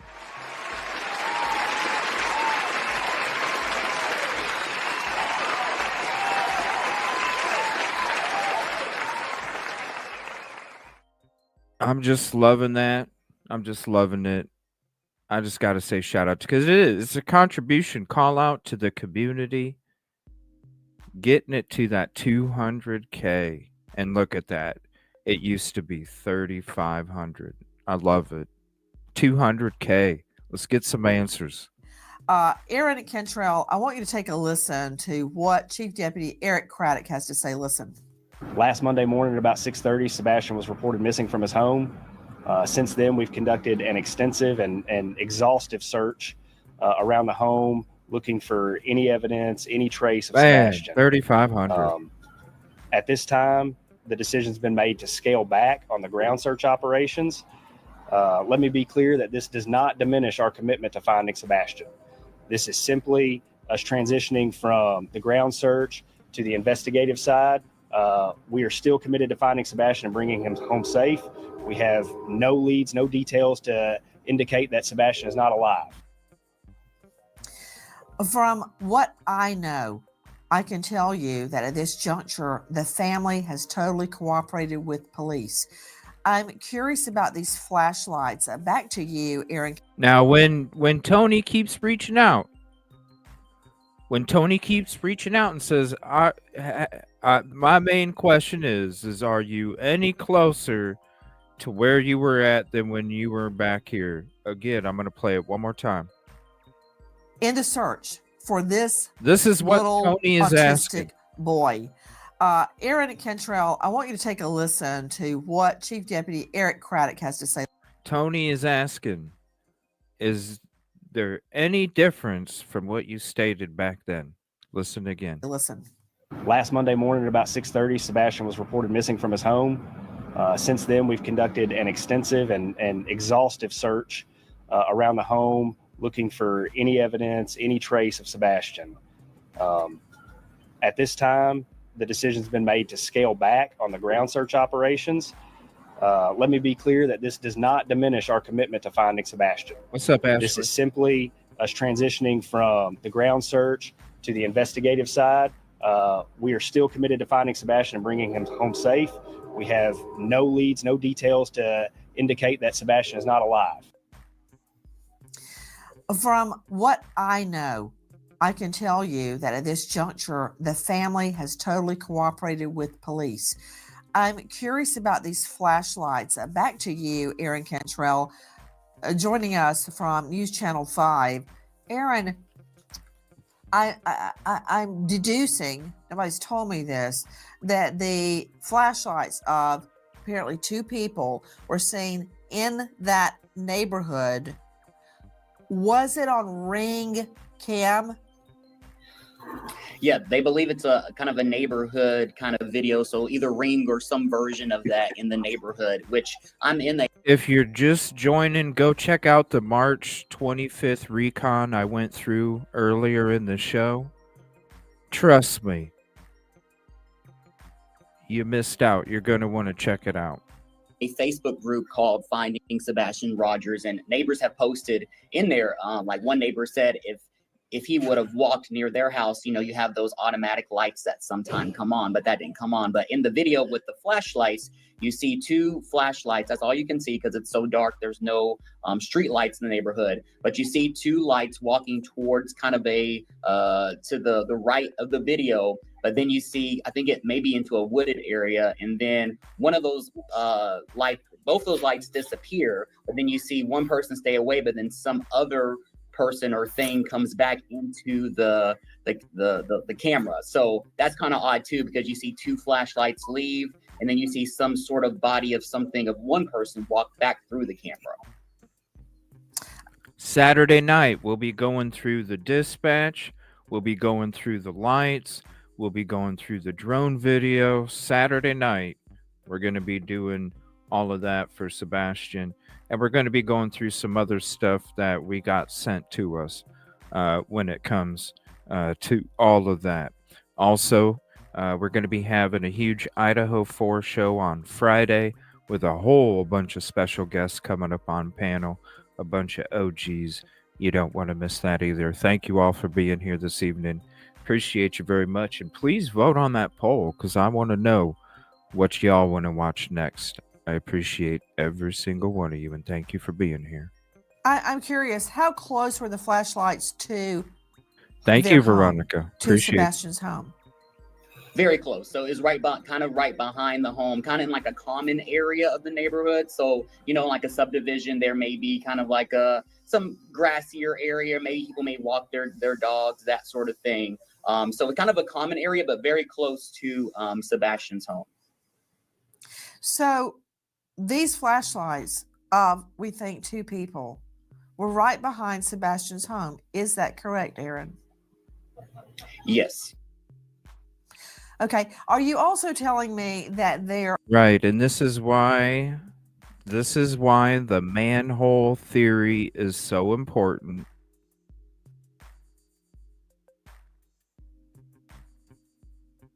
Because when you're looking at this manhole right here, okay, let me zoom it in for you. When you're looking at this manhole right here, the whole manhole theory in the first place that branches out to all the other manholes, especially even in the construction area. When it comes to the flashlight lights or whatever lights you want to say they are, whatever you want to call them, I don't know. There's just a light source. But when you're looking at where Sebastian lives to where that manhole is right here, do those flashlights not match the path?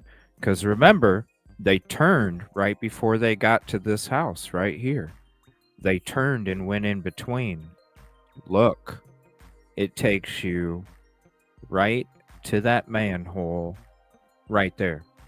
That's why the manhole theory is so important.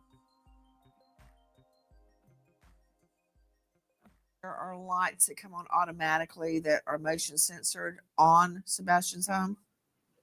That's what one of the neighbors alluded to in a Facebook post early on in the investigation. There was a Facebook group started, and right now it's flooded with a lot of individuals. In the beginning, it was definitely more just family and neighbors. And one neighbor did mention that if he was to have walked by their home, their motion lights would have come on if he walked on the side of their home. So that was kind of odd too, because that's why the neighbor said that. Again, if you're just joining, you're going to want to check out the beginning of the show where I showed you some of the March 25th Recon work when it comes to some extra cameras too that are going to pick up a lot more than what that flashlight camera picked up. That was suspicious to her because her light normally comes on if anybody walks past the home. And Aaron, those lights, the motion activated lights on Sebastian and the neighbor's home did not come on. No. Which is in the video when you see the flashlights, that's why all you can see are the 2 dots of the flashlight. You can't really see anything else. Aaron, this Ring doorbell camera or something similar, did it ever show those outdoor light sensors coming on that night?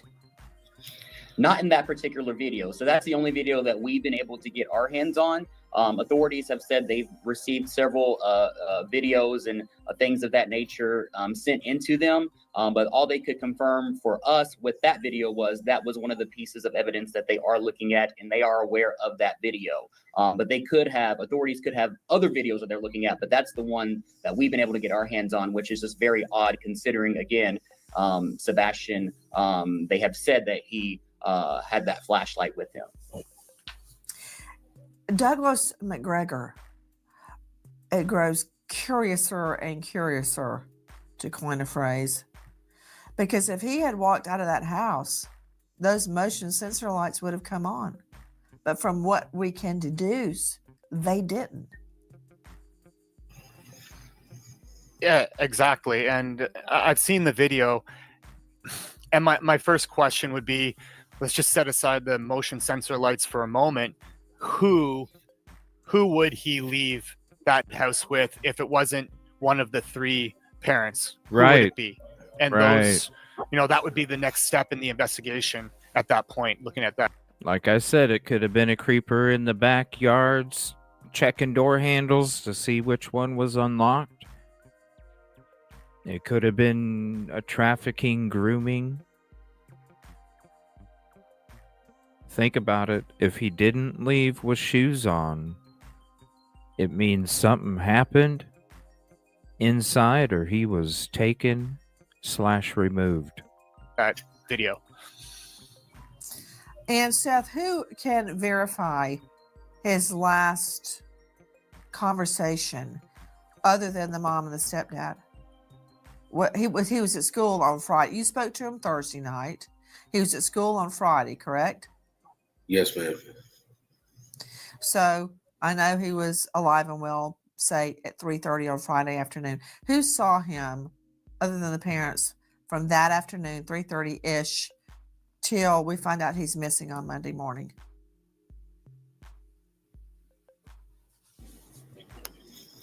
I don't know who else. Seth. So I don't have know. any proof of life between Friday afternoon and Monday morning? I haven't been informed of anything. My only proof of life would be Katie, his mom. Okay, who? Okay, see, you got, and so far, let me look at the results. We got 81 votes. 63% say you guys want to watch when Seth joined our show on 4/2. And this is why I'm pausing it right here, because see, when he says right here that the only proof of life he has is from when he's told about Katie. Now, when he came on our show on April 2nd, which is just about a week and a half later, he said, I just got the proof of life video when it comes to the Texas Roadhouse video, and we discuss it. So far we got 81 votes, and it looks like right now 64%. We're probably going to be watching that one next. Please vote if you'd like to. Appreciate you, and thank you so much for being here tonight.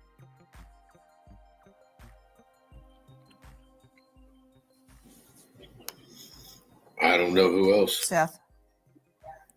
So I don't have know. any proof of life between Friday afternoon and Monday morning? I haven't been informed of anything. My only proof of life would be Katie, his mom. Okay, who is cooperating with police? Guys, I want to give you the tip line again. 615-451-3838. Repeat. 615-451-3838. Listen to Sebastian's mom, Katie. That we love you so much and we want you to come home and you're not in trouble.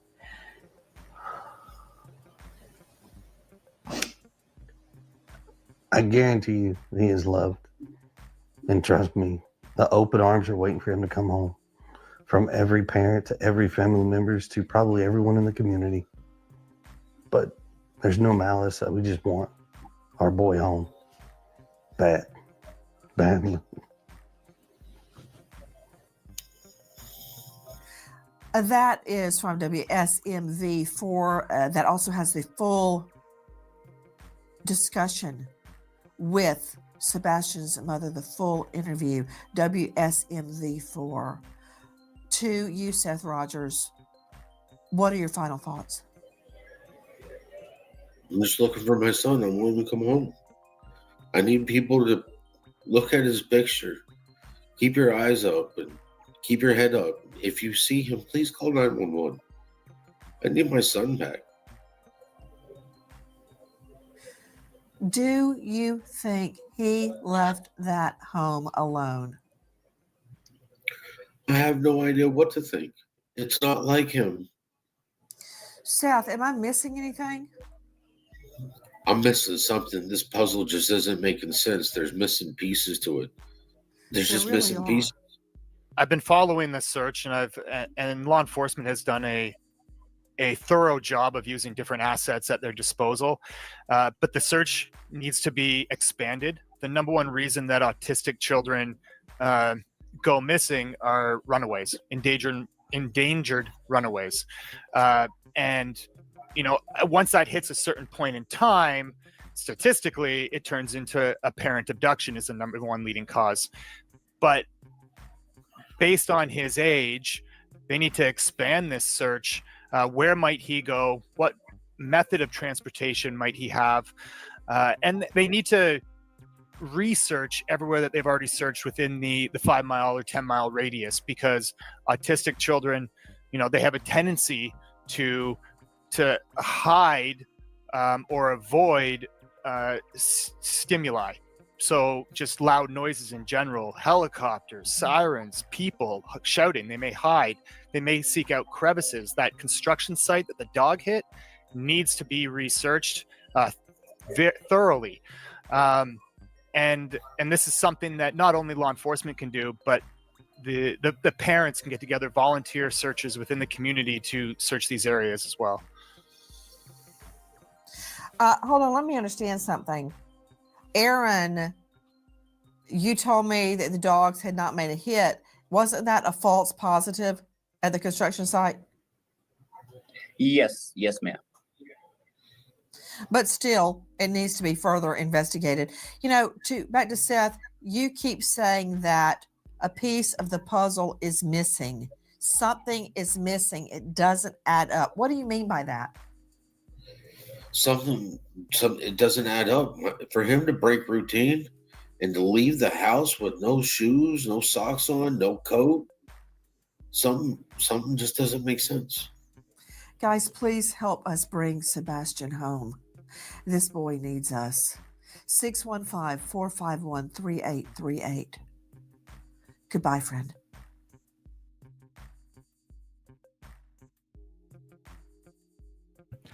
We'll leave that up there for a second.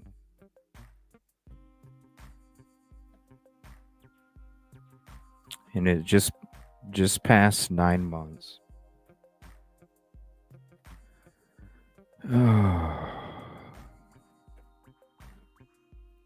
All right, so we're going to go ahead and end the poll here. Give me 1 second. Let me pull it back up.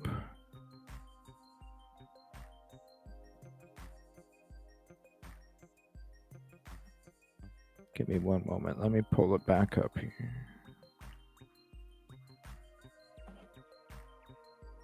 All right, so it's 64%. We're going to go ahead and end the poll. All right, first, I'm going to get into this Ken Widener thing here. Thank you, Sebastian Wayne Drake Rogers. I'm going to get into this this Ken Widener thing here. So, let me see here. So this is Ken Widener. Let me blow this up here. We'll get rid of this. We'll change to full screen. All right, there we go. This is Ken Widener. All right, Ken Widener, WEIDNER, Sumner County Emergency Management Agency Director. This gentleman right here is the one that made the statement. So we're going to switch to this. I want to say thank you all. Here's the link for this if you'd like to have this article yourself. And we'll go through it here.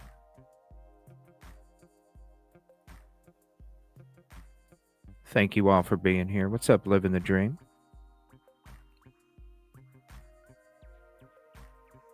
All right, so this is News Channel 5.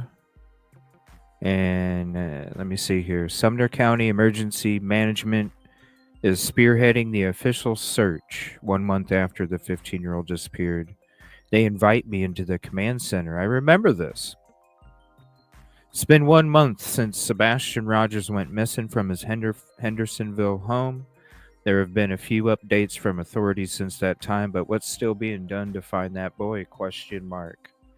I was granted full access to Sumner County Emergency Operations Center to find out. This is the first time a reporter has been inside it to see what's been done to find the teen. This is the system we use to track all of our searches, said Ken Widener, director of Sumner County EMA. He showed me the sophisticated searching map system. From the beginning, he spearheaded the official search for Sebastian. The investigation is still active, he says. It was nonstop during the first 8 days after the teen with autism disappeared without a trace.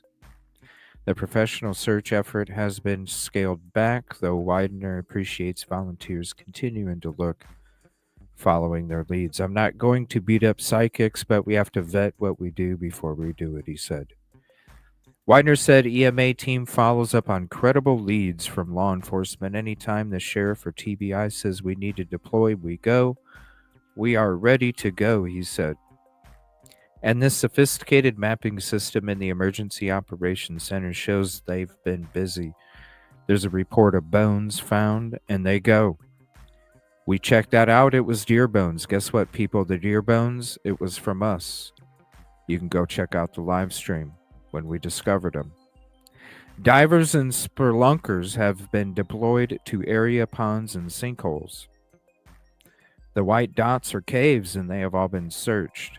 They've looked in every storm drain within a half-mile of Sebastian's home. Some have wondered about the home itself. The house was searched at least 10 times. Dogs? Yes.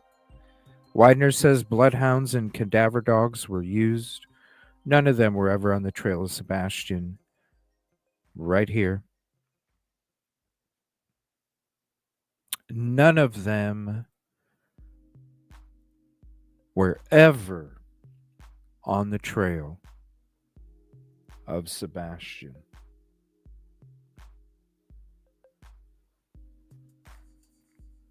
So when it comes to, was there a trail? Thank you, K-Mac. Was there a trail? Was there a scent? Did CJ say a long ass time ago it was probably all show? Guess what? All show. You know what? We've had so many in this episode tonight. I feel like, oh, look at this. It's been a long time, right? It's been a long time since we had a freezing night. And tonight, it is freezing when it comes to the March Recon I was showing you. When it comes to the little snippets of what we just saw, and then it comes to this stuff right here. It's freezing.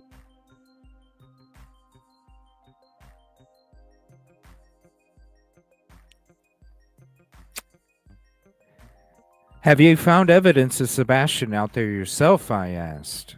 No, he replied. As busy as this map is, there are a lot of areas to be checked, and no one has given up. To date, Sumner County EMA has deployed more than 1,400 trained search personnel to look for Sebastian. Tips can be called into 1-800-TBI-FIND. We're going to check out this video real quick. There's a video where you can actually see the command center and see when we first started, we actually found the bones. When did we find the bones, team? I think we found the bones, it had to be the end of March. I think it was the end of March when we found the bones. It had to be the end of March. So end of March when we found the bones, you can see it. You can see how people who were really out there searching the right way will show you how to, gosh, we've been seeing people that are out there searching, picking up evidence and holding it up, taking photos with it, stabbing it with a shovel, all sorts of stuff. You want to see how it's respected? Go watch my live stream at the end of March where we discovered the bones and called it in. And come on now. You want to see how real search efforts go on? Pay attention to this team. Don't sit there and be fooled for all these people that are for the clicks and views, grabbing evidence, holding it up. Because listen, it might not be Sebastian's. It could be some other missing person or some other, scandalous thing that took place, and you're disrupting evidence. Do the proper thing if you're going to go out there and do these searches. Don't be picking up the evidence, taking photos. Don't be stabbing it. Don't be poking it. Call it in. Let law enforcement do it. Doesn't mean, seriously, you could, I don't know if anybody wants to find out what date or the link or something. I'll share it with you guys. It was on a live stream. You could see it. I'd love to watch it myself again. It's been so long. But I remember watching this video because this is what I used in the very beginning to figure out where I needed to start my searches too. Because when I came across this, I was like, ooh. Because even though I found the bones, listen, I was just in the beginning of my searches. March 25th, we first showed up. I was just in the beginning of my searches. And I was looking for any kind of maps I could. Because I wanted to find them. Culprits are in action as well. Roughly 11% of all Americans reported having at least one stolen package last year. Quick, where are your keys? Is the front door locked? Oh, Did you leave the hold stove on. Not It's sure? a commercial. Then try Neuromag from Life Extension. It's formulated with a special form of magnesium. All right, we'll just go ahead and mute that real quick. While we alone, There we according go. to a Consumer Reports national survey. What is this? The rise Hold in on a minute. online shopping has made packages prime. Okay, that was an ad. Well, Israel has reached a ceasefire with Hezbollah is not extended to Hamas. Wednesday after. What the heck is this? Hold on a minute. Oh, it must have been rolling through. Here we go. What the heck? I was like, what the heck is this? Oh my gosh, the ads on this. Come on now.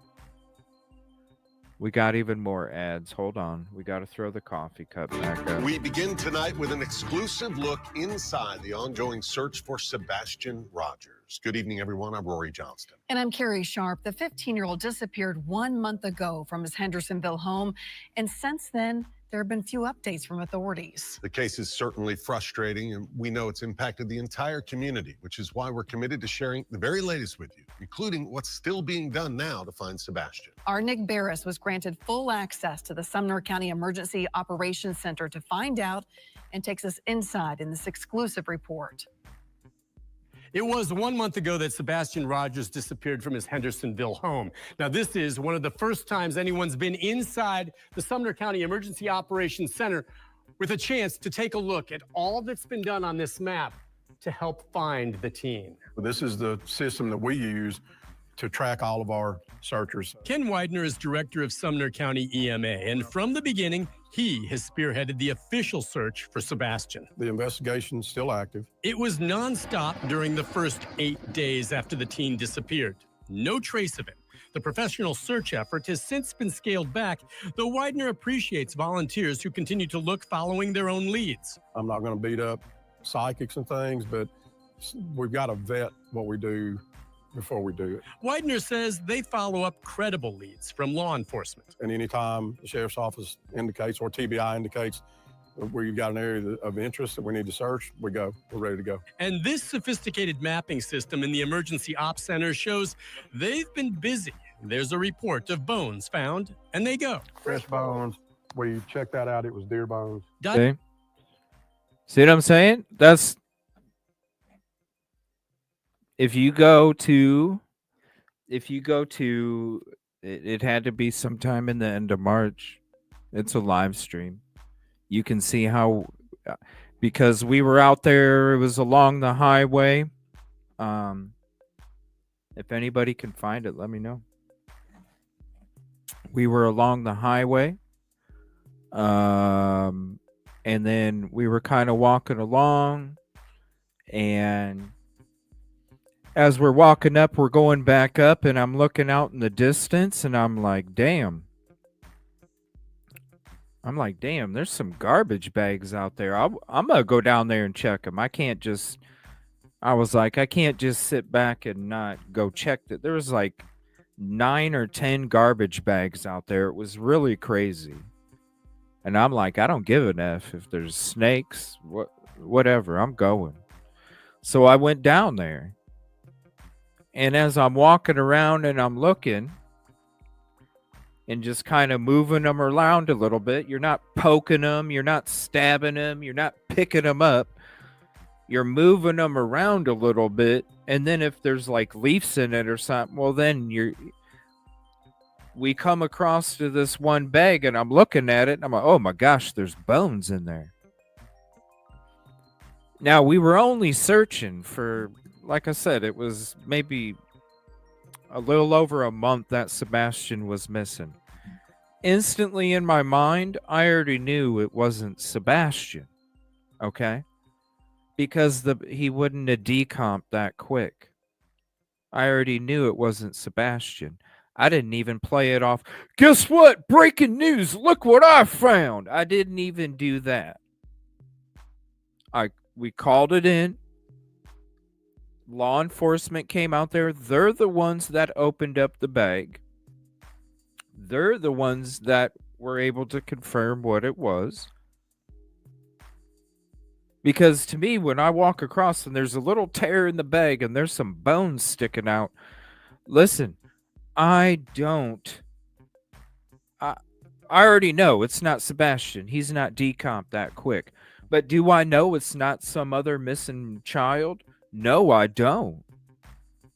So you need to call it in anyway. You need to call it in anyway. It got called in. You can see I'm sitting there. This is why it's important that I'm live, because it shows the truth. It documents the truth every moment. You can see I'm sitting there waiting for law enforcement to come out. Law enforcement comes out. There's one individual at first. Then there's another individual that joins them. After that individual joins them, then we go out into the woods and they check the bags and they go through them. And we go through all the different bags. You can see it. It's right there. That's how you properly search. It ended up being deer bones. So yes, when this guy right here is referring to deer bones, those are the deer bones he's referring to, because this is when I just started my searches. And right after I just started my searches, that's when I found the bones. When we were searching for Riley Strain, we found a bone. People were starting to call me the bone collector at that point, because it was like, what the heck is going on? But yes, they were deer bones.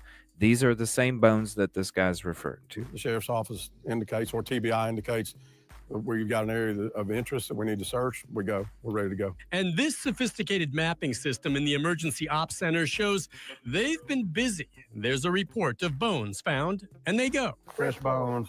We checked that out. It was deer bones. Divers and spelunkers have been deployed to area ponds and sinkholes. The white dots are caved, and they've all been searched. Also, they've looked in every storm drain within a half-mile of Sebastian's. You guys remember that video that I showed you guys about, you can check my manhole part 4, and you can see. Look at how deep this is, okay? What do you think is gonna happen going all the way that? Oh, I can't even imagine. Can't even imagine. Into area ponds and sinkholes. The white dots are caved, and they've all been searched. Also, they've looked in every storm drain within a half-mile of Sebastian's home, and some have wondered about the home itself. The house was searched at least 10 times. Dogs? Dogs, yep. Half a mile. Did you hear? So the pipes have been searched within a half a mile of this property. Are you for real? What's up, Danny? Are you for real? Do I have to show these pictures again? I think I do. Oh, my Lord. Oh, my gosh. This is another freeze, because this is a straight up effing lie.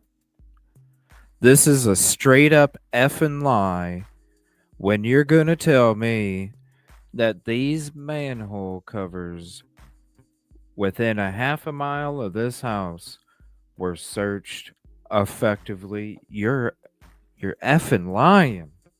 You're effing lying.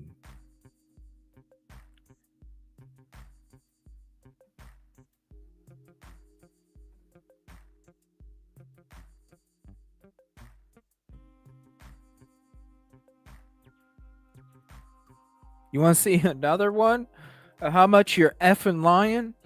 Look at this drain. Look at how full of mud this drain is. It's half full of frickin' mud.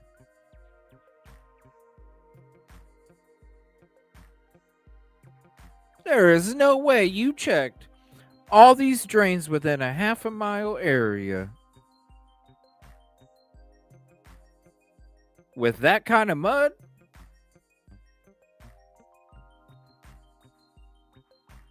You're going to tell me you checked all of these drains right here?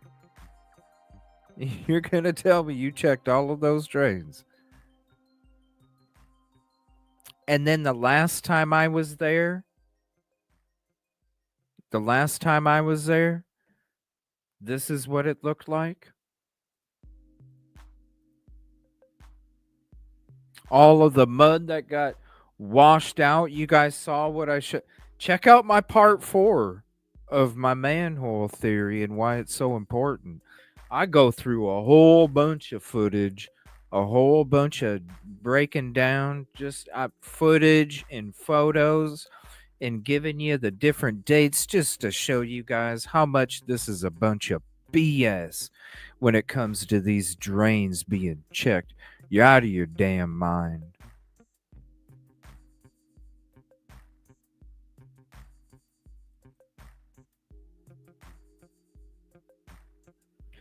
Look at all the mud that washed out of these drains. You're out of your mind. You're out of your mind. You're out of your mind. Look at this hill.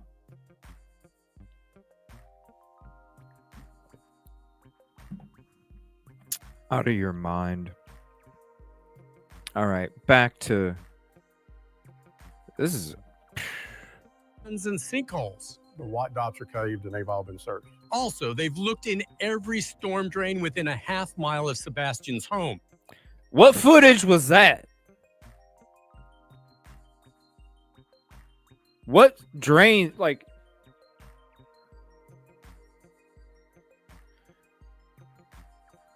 what drains are we talking about here?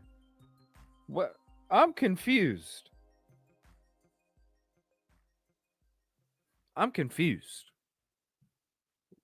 What drains are we talking about? Are we talking about these drains? Or are we talking about these drains? What drains we talking about? Because this drain right here, this drain right here, these drains,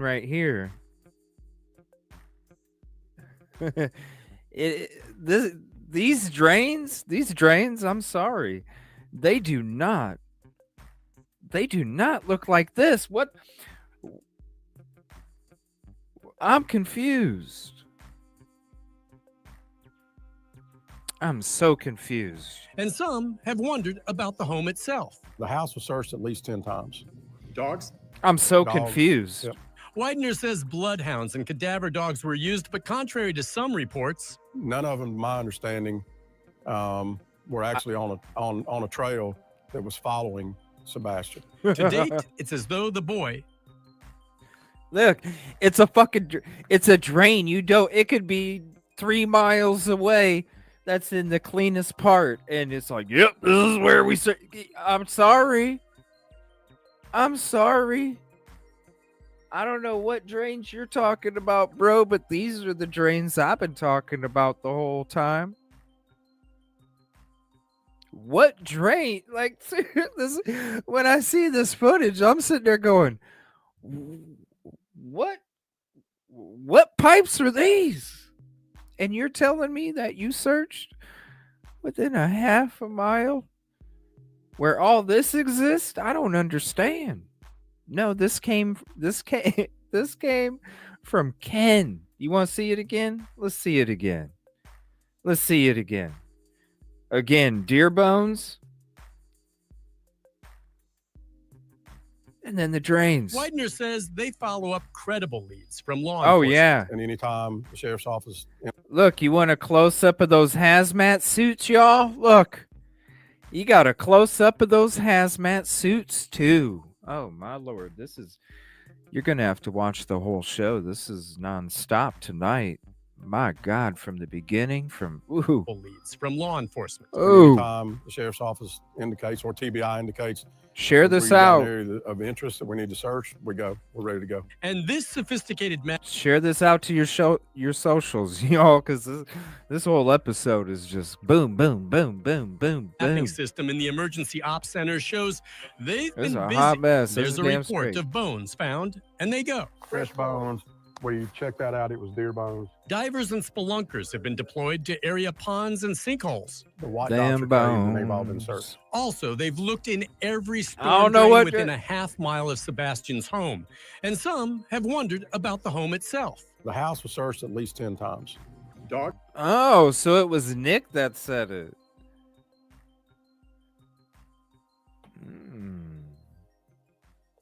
That's interesting. Okay, that's interesting because remember when we were listening to Seth's live in the hour 2? If you guys haven't checked those out, we did hour 1 and hour 2 in separate shows. Now I'm going to refer to hour 2 here because there was something interesting that he said when it came to Mr. Nick. What's up, The Path? Thank you for hopping in. Something crazy that Nick said, or that Seth said when it comes to Nick. The first press conference, Nick was the only one that was allowed. Seth said that they did it in an area where training took place that was closed off, and you needed permission to just be there at the press conference, and then Nick was the only one that got permission. Now that's interesting because check this out. Law enforcement cannot come out and tell you that they searched something a certain many a times. They cannot tell you. Check this out though. This is deep, you guys. This is deep, and this is why I bring up Nick being the only one that was allowed to be at the first press conference. Okay? This is connected. Check it out.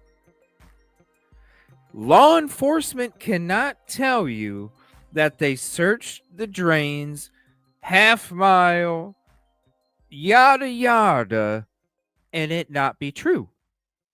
Can they mislead the public? Yes, they can. But they cannot tell you that they did something if in fact they did not. Can a news person tell you that they did something and if it's not true, law enforcement don't get 100%? Oh, Mr. Nick, he misunderstood what I was saying. So, Mr. Nick, hey man, you patted me on the shoulder when you gave me the only access to that first press conference. So I'm going to do you a favor. I'll just put it out to the general public that that you searched within a half mile area of the home and show this frickin' drone video. I don't know where you got it, because it ain't the drains that we were fucking looking at. I'm sorry. This is upsetting me with the gaslighting that's taken place. Spelunkers have been deployed to area ponds and It's sinkholes. gaslighting. The white dots are caved and they've all been searched. Also, they've looked in every storm drain within a half mile of Sebastian's I don't home, know where you got and that. Some have wondered about the home itself. The house was searched at least 10 times. Dogs? Dogs. Yep. Widener says bloodhounds and cadaver dogs were used, but contrary to some reports, None of them, my understanding, were actually on a trail that was following Sebastian. Dang! From his understanding, none of them were on a trail following Sebastian. There was no dog scent trail. The dog jumping in the pond was probably from all the chaos that was taking place in that neighborhood, because there's a bunch of neighbors walking all by these canines that need room and space and quiet and focus to do their job, not chaos. The reason the dog jumped in the pond wasn't because of Sebastian's scent. It was because of all the chaos that was going on in that neighborhood, ladies and gentlemen. also they've looked in every storm drain within a half-mile of Sebastian's home, and some have wondered about the home itself. The house was searched at least 10 times. Dogs? Dogs, yep. Widener says bloodhounds and cadaver dogs were used, but contrary to some reports, None of them, my understanding, were actually on a trail that was following Sebastian. to date, it's as though the boy simply disappeared. None of them were on a scent.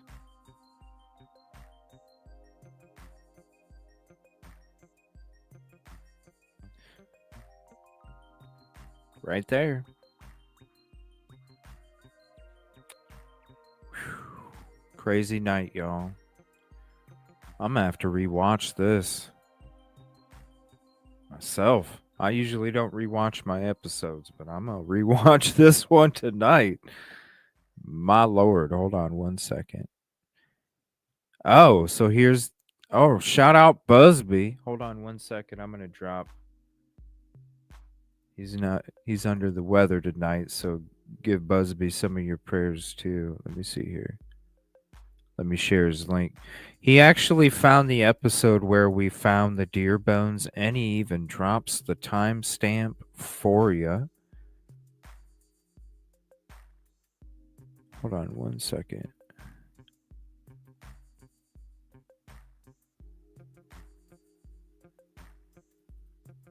Let me share his link for you guys.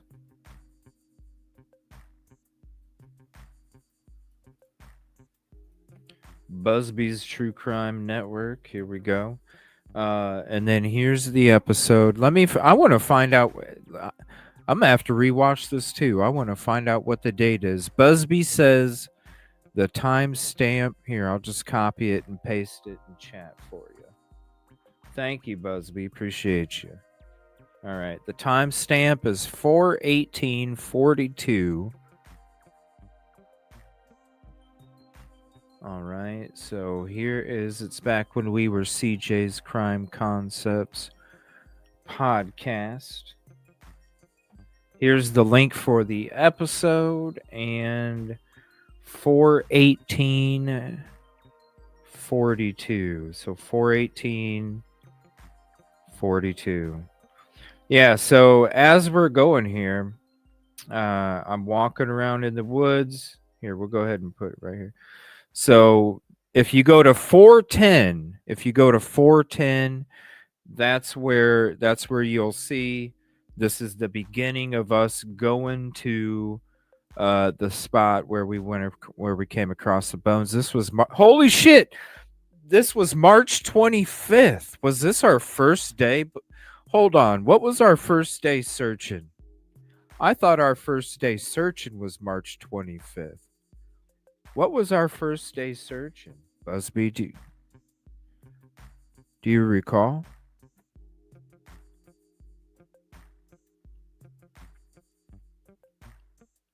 March 20. Dang, it's the same day I did because I guess I did the recon in the morning, and then we went out and did this in the afternoon because my recon was on March 25th that we went in through at the beginning of the show. This is crazy.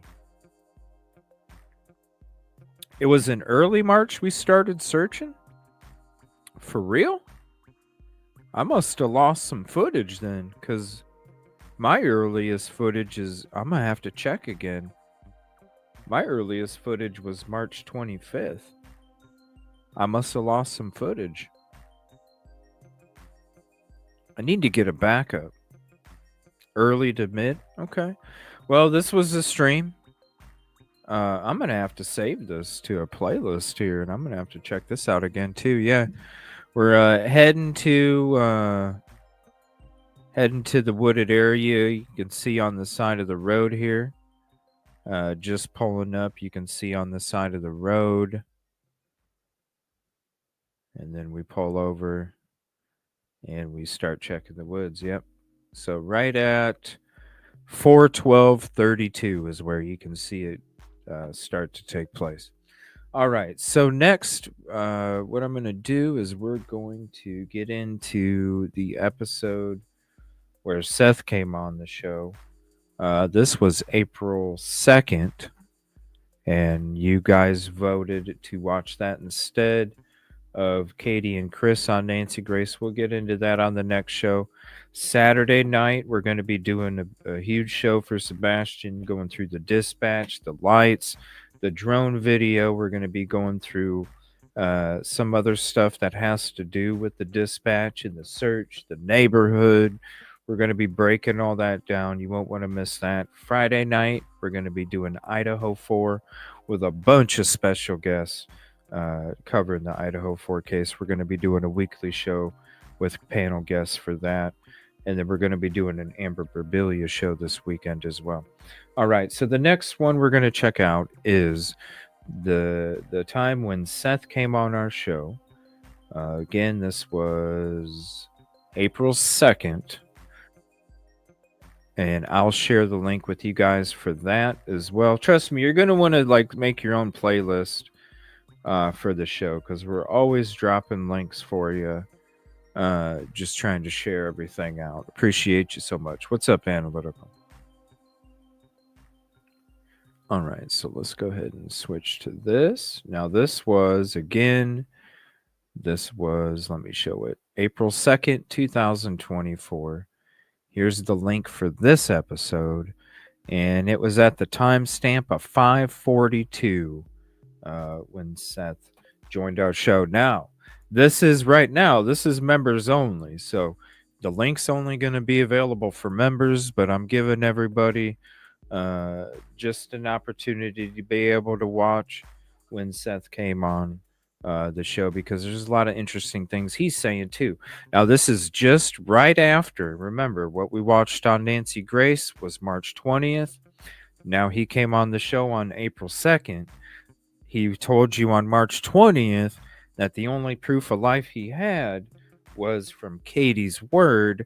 When he came on the show, he was telling us he just got the proof of life video from the Texas Roadhouse. All right, here we go. We'll get into this. This is timestamp 5:42:39, and I'll put it in chat. Shoot, it's been more than a long day. We needed this break though. But yeah, do me a favor. Go ahead and email me. Excuse me. So thank you. I appreciate that, Dispatch Crystal. So let me see these pictures. Well, this one's the trophy. And this one's at school. He looks like younger there, doesn't he? But it could be because if a fresh haircut makes you, Yeah, usually that's makes true. you look younger. But I still say I would love to have these dated, and they would be more relevant that way, at least to us, not knowing.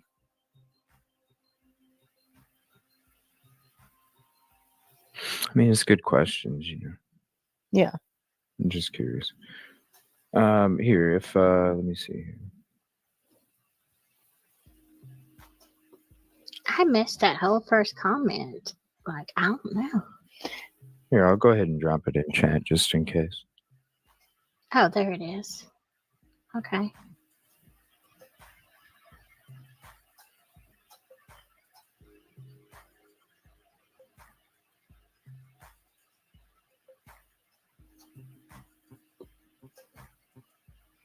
Yeah, Seth, if you're the real Seth Rogers, CJ's been out there literally every day, including Sunday, searching for Sebastian, which I'm sure he's aware of. I just needed a break today. Yeah. Recoup. And there was a storm coming, so I mean, nobody could be out there searching. It's been like torrential here There he throughout the is. day. All right, hold on one second. I'll go ahead and get on camera too.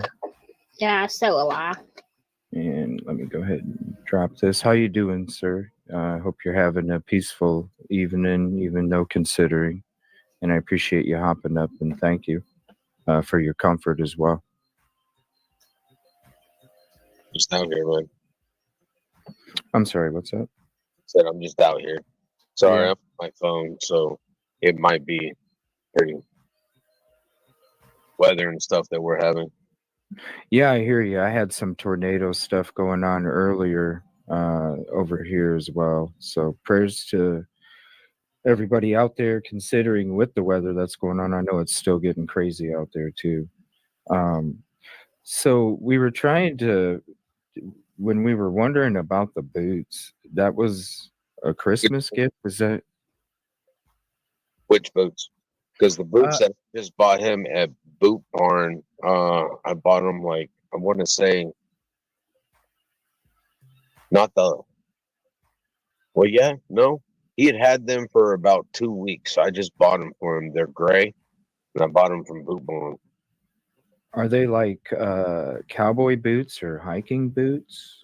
They're kind of like hiking boots. He picked them out. I mean, Okay.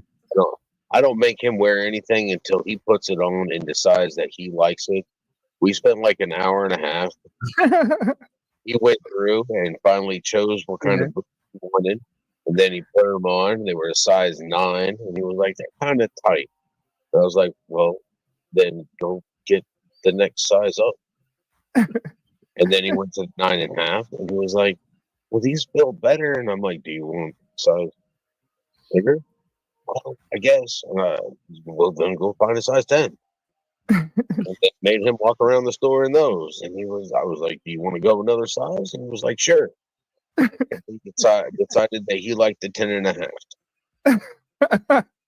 That's so particular. That's cute. So particular. He's growing up to be a young man. So, it's not about me telling him what to do. It's about me advising him on certain things. Right. When I go buy a pair of shoes, I know I need 10.5 wides because my feet stopped growing and I wear 10.5 wides. His feet are still growing and he's got to figure out what's comfortable for him. Right. Yeah, they're blazing their own path already, and you got to kind of let them be who they are because everybody's so unique and individual that, everybody's their own spirit and you have to let them fly as well, when it comes to what they prefer and what they're comfortable in. So those boots were at the house then when you were there?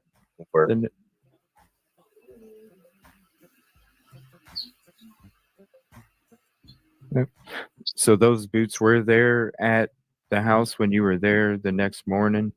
When I arrived there Monday morning, there was his old pair of tennis shoes, the new pair of tennis shoes that his mom had bought him. And actually, my brain is so fried. It's understandable. So it wasn't the last weekend that I had him that I bought him the boots. It was the weekend before. So he had those boots for approximately 2 months before he went missing. Because I bought him those boots on a Friday after I picked him up, spent an hour and a half at Boot Barn, and his mom was like, well, you're spending money at Boot Barn. He was like, what? I want him to last and I want him to be decent. They're water. Right. He needs a pair of boots. You said that he outgrew his other pair of boots, so why wouldn't I go buy him a comfortable pair of boots? The last thing you want to do is have something uncomfortable on your feet.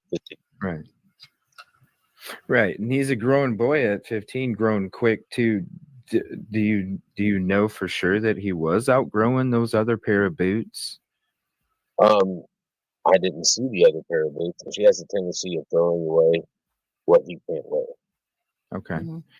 And when I went into the house the weekend that I had him before he went missing, he was wearing his new pair of tennis shoes. His old tennis shoes were at the door, and I made him. When I walked in, all three were there. I was like, "Take those off. Wear the boots. I bought you the boots. Come to the house with the boots because he's got a pair of tennis shoes at my house as well. So if we go fishing, he can put those on, and I'm not worried about him getting wet or whatnot. So that way, I don't have to listen to his mom complain with me. Now you mentioned fishing. Was there any fishing spots around the neighborhood by the house? Not that I know of. When I take him, I live in Clarksville. Okay. And it's like a 40-minute trip north to get to the fishing spots I go to. Okay. To fish on Yellow Creek and over by one of the high schools. They got a pond there that they do fishing tournaments out of. Can I ask a question back to the house when you were there the morning of the Monday? Is that okay, CJ? Yeah, go ahead. Can you tell us a little bit how, like you know Katie pretty well, and we're with you, Seth. Just so you know, all the way. We've been there every day, and I mentioned CJ's been out there. He would even went out there on Sunday to search all day long, and wear his heart on his sleeve and really go hard on finding Sebastian. But I do have a question about Katie. How was she? You know her. Is that something you can talk about? I don't like to talk about her. Okay, I understand. I talk about her because I was married to her for years, and I've known her for even longer, and I know things about her that make her mad. She don't talk to me. I see through a lot. I bet you do. That's why I asked the question, if that's anything you were comfortable talking about. But that's okay. That's fine. You just answered it.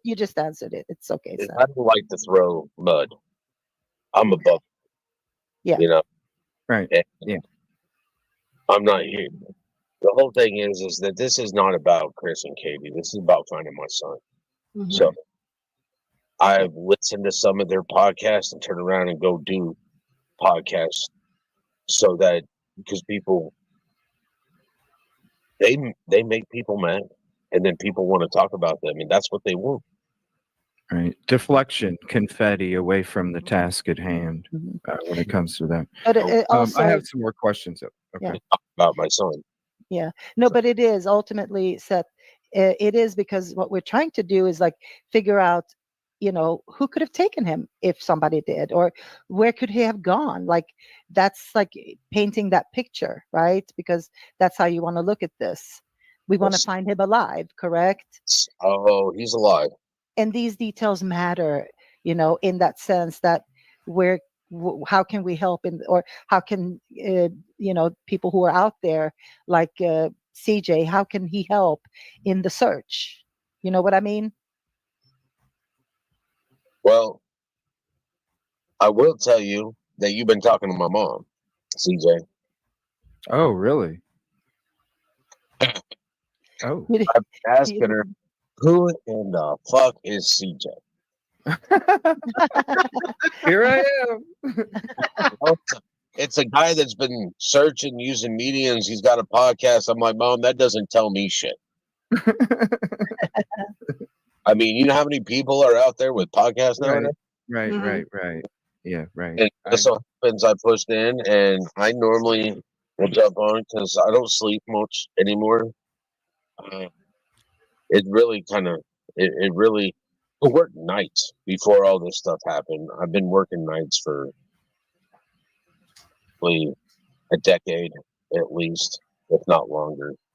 And I worked nights when Sebastian was younger and I had respite care, because then all they had to do was show up and they could watch TV because Sebastian would be asleep.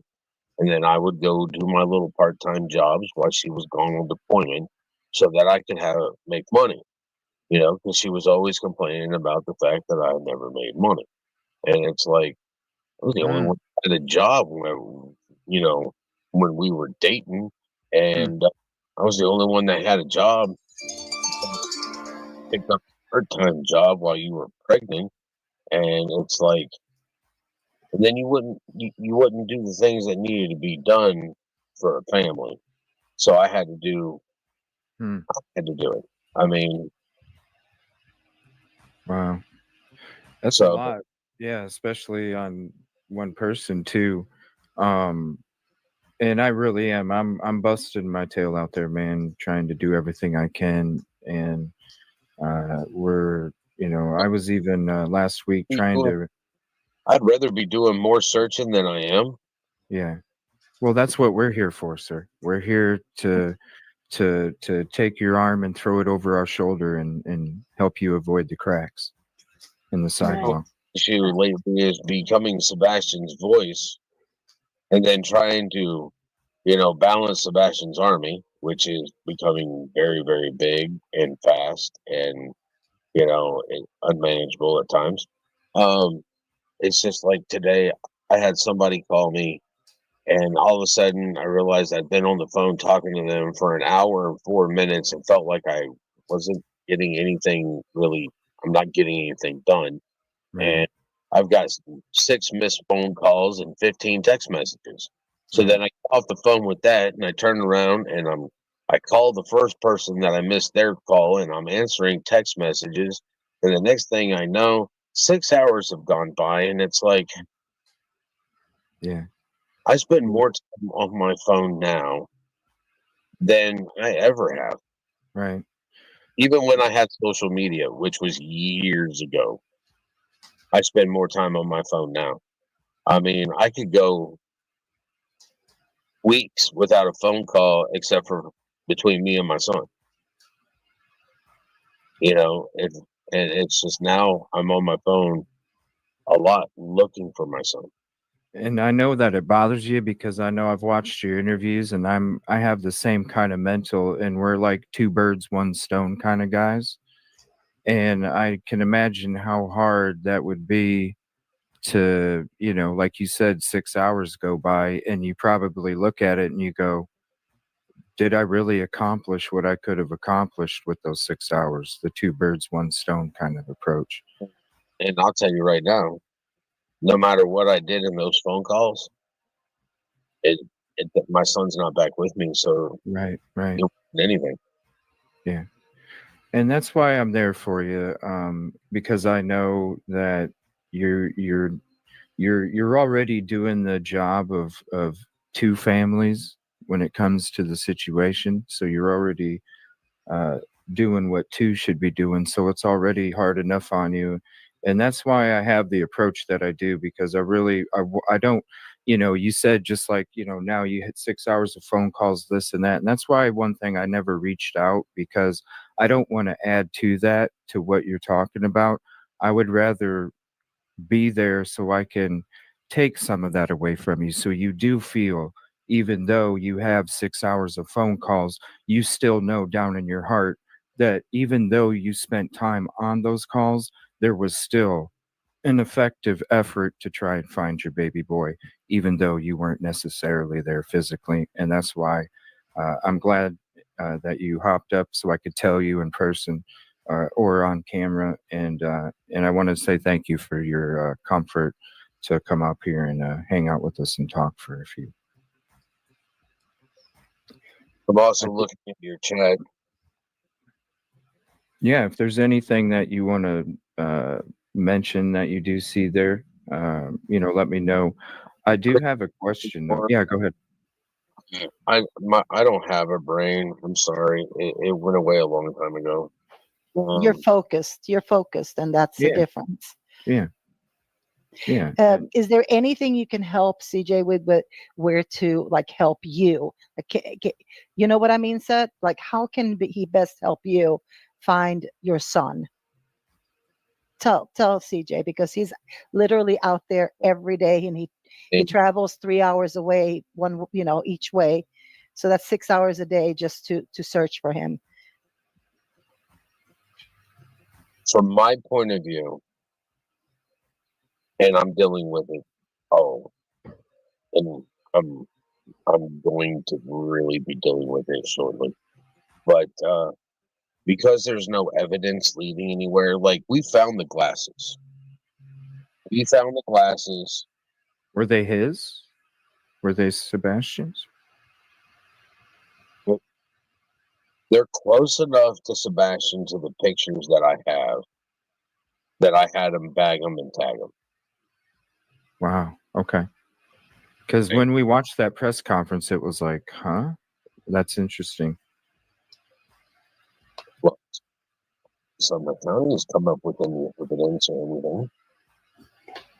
Is there, without revealing any information that you might not be able to, would you be able to help lead me in a, maybe not a specific area, but a certain direction of where maybe I could take my search efforts to? I can tell you where I found the glasses. Okay, that's perfect. That's perfect. 210 Hutch in Gallatin. 210? And what was this street again? Hutch. Don't remember if it was road or court. Okay. Thank you. I really appreciate that, because it was in Gallatin. And that's where you were going tomorrow anyway, CJ. Yeah, we talked about this yesterday when we were out in Hendersonville. Remember, we were going to go to Gallatin for a reason?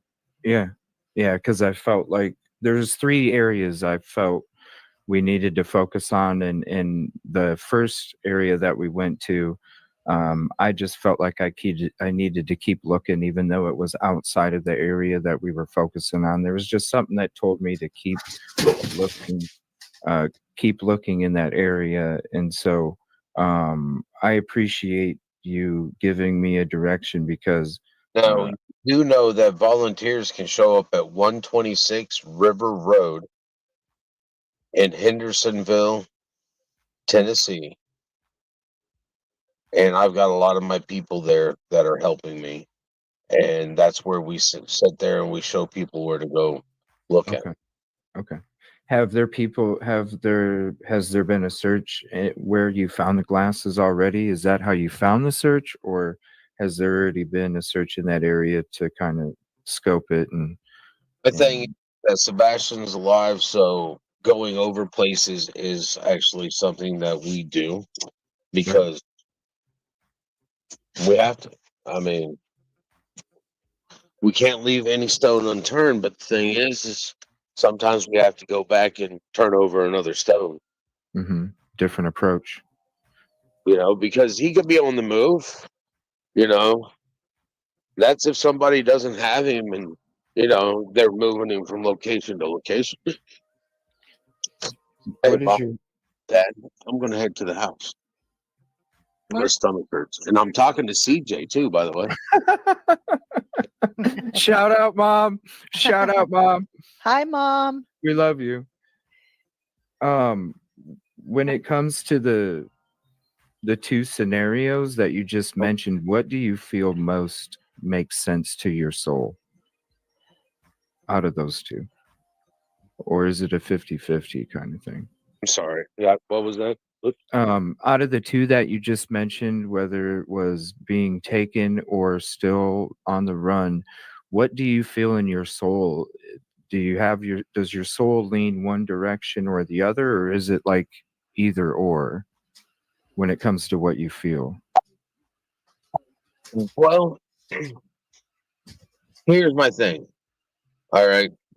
Speaking from a law enforcement angle. Hold on. Turn the Bluetooth off. Yes, so this that you're not interview. connecting to my truck. This was from April 2nd, 2024. And I'm going to be sideways for a minute. You're good.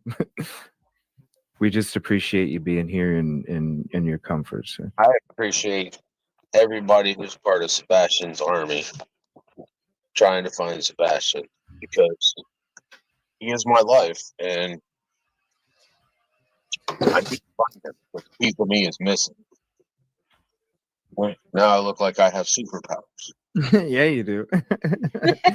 show him the cartoon, CJ. Show him the cartoon. Hold on one second. And I while have to you look that up, I have a question for you, Seth. If you feel like Thank you, Matt. he's still alive, do you feel, and I don't know if you can answer this, but do you feel that all the items that you last saw him in, meaning when he came out from the restaurant, because you saw that picture, like the shoes he was wearing, the clothing he was wearing, do you think that would have been disposed of in that area? So that would be a good lead for CJ to go search. That's my thing. Is okay. I forgot that I was part law enforcement at this point. Thank you, Danny. When I saw the video, I was just happy to see him because I had to ask for proof of life. Of course. Like within the first week of this happening, I asked for life, and it took them, took them a month and a week to show me that video. I think What? See, a month and a week. It took a month and a week to show the Texas Roadhouse video. This is where he tells everybody, check this out, you guys. I was shocked as hell. Like he's still alive. I was shocked do you as feel, hell. and I don't know if you can answer this, but do you feel that all the items that you last saw him in, meaning when he came out from the restaurant, I was so because you saw shocked. that picture, like the shoes he was wearing, the clothing he was wearing, do you think that would have been disposed of in that area? So that would be a good lead for CJ to go search. That's my thing. Is okay. I forgot that I was part law enforcement at this point. When I saw the video, I was just happy to see him because I had to ask for proof of life. This is crazy. Like within the first week of this happening, I asked for life, and it took them, took them a month and a week to show me that video. I think What? A month and a week? I just got to see it last week. Okay. A month and a week? Why do you okay, but so since you saw the video, why do you think it took a month and a week? Because if it was just a video leaving the restaurant, well, what I don't understand. Why would it take so long without saying anything that's incriminating when it comes to whatever nobody's supposed to mention or whatever, or something that might be in the video that nobody knows about? Was there something else than just them leaving without mentioning it? If you can't, was there something else than them just leaving the restaurant? No idea. I was just happy to see that there was proof of life after I talked with him on Thursday. Right. The complete dad moment. Just happy that I saw my son alive.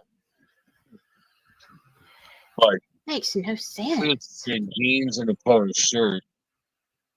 But at the same point in time, I don't know if that stuff was at the house or whatnot. And I mean, so so you don't know if the clothes he was wearing in that video were at the house.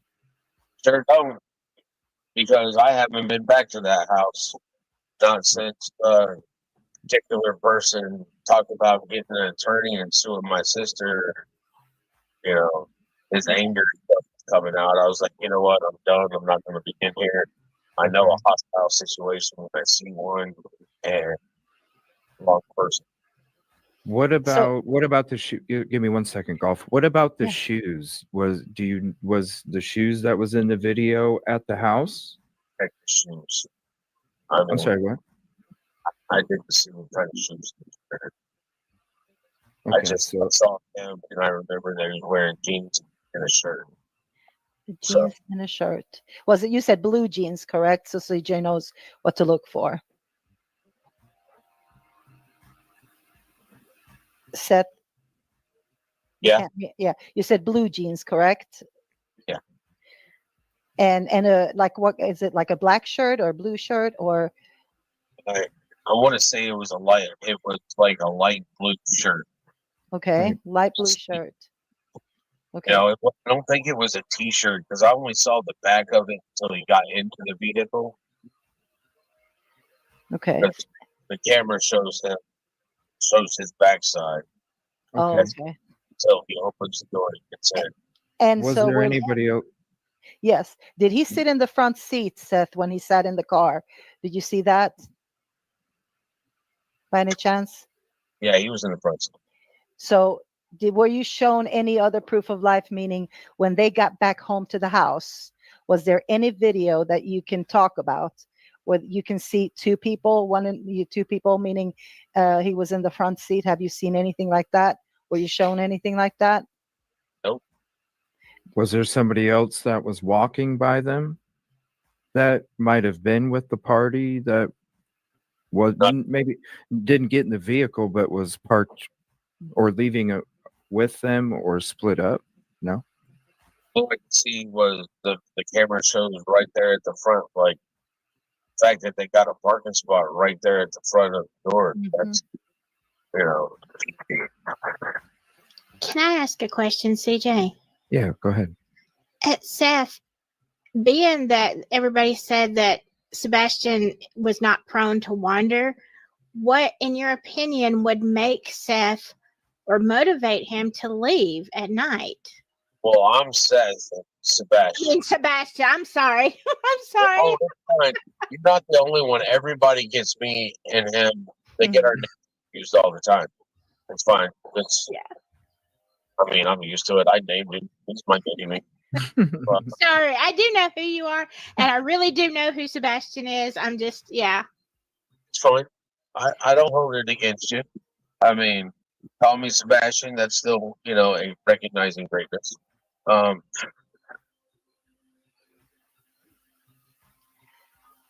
don't know, because he's never been one to elope. He's never been one to leave, and just there's too much stuff that doesn't make sense about this. Yeah. So when you said earlier in one of the interviews that we were watching on Nancy Grace that the only time he would walk outside without his shoes was to take the garbage out. Do you think he would take off like without shoes? And if so, why do you think he would take off without shoes?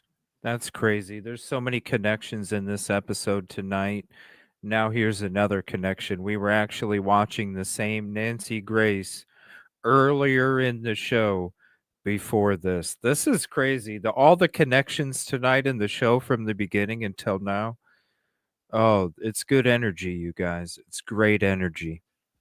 Slips on. Slips? And, yeah. Okay. And normally, my trash can. Without shoes? And if so, why do you think he would take off without shoes? Slips on. Slips? And, yeah. Okay. And normally, my trash can's in the grass now. Mm-hmm. Because I bought a motorcycle, so I don't have it in front of my garage anymore. It's in the yard. But he wouldn't wear his shoes when he walked out. He was on the concrete. Okay. And I was just to throw the trash away. But he's got a pair of slip-ons that he wears now to go out there because he doesn't like to get dirty. I mean, even when I take fishing, I'm the one that has to bait the hook, and he catches the fish. I'm the one that has to take it off because it's kind of slimy and stuff like that. Did you see a pair of slips at his mom's, and would he have a pair of slips at his mom's? I spoke to TBI. The house shoes are there.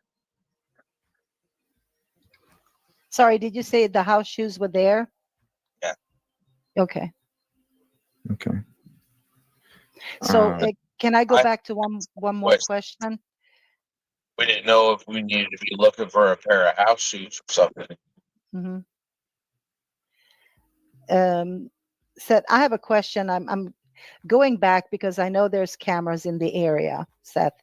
And have you ever thought about, I don't know if this, I'm sure it's crossed your mind because you've probably gone over this so many times, but I'm just saying that because there's so many cameras in the area, was there anybody ever mentioning to you what time Katie got home with her car? Was she seen on any cameras? And was there somebody, and I know you said earlier you don't know if there was somebody in the front seat, but has this ever come up as a question to you? It has, and I can't answer it. Okay. They don't let the timeline out, so I can't answer anything about the timeline. Okay. Okay. I have some more questions for you too. What color was the flashlight? Supposedly it was yellow. Yellow? Okay. And it was keychain flashlight. Keychain. Was it ever on his keychain, or meaning did he take it off? No, it's a keychain flashlight. Okay, Like so flashlight with a little thing on there for the key, where you put it on the keys. Mm-hmm. how bright is that? Would you say? Have you seen him turn it on before? No, because at my house he actually has a real flashlight. Okay. When you saw the video of the, well, I guess you didn't recognize the shoes when he was walking outside. Is there anything that you could mention to us that would help us in our search that maybe hasn't been mentioned before with a specific area? Or I know you said, do you feel He's like gone. oh, and that, so let me go ahead and, okay, so that's the part of the show where it ended up dropping out. Now a lot of the times whenever he'd be on, you'd see that take place. Now sometimes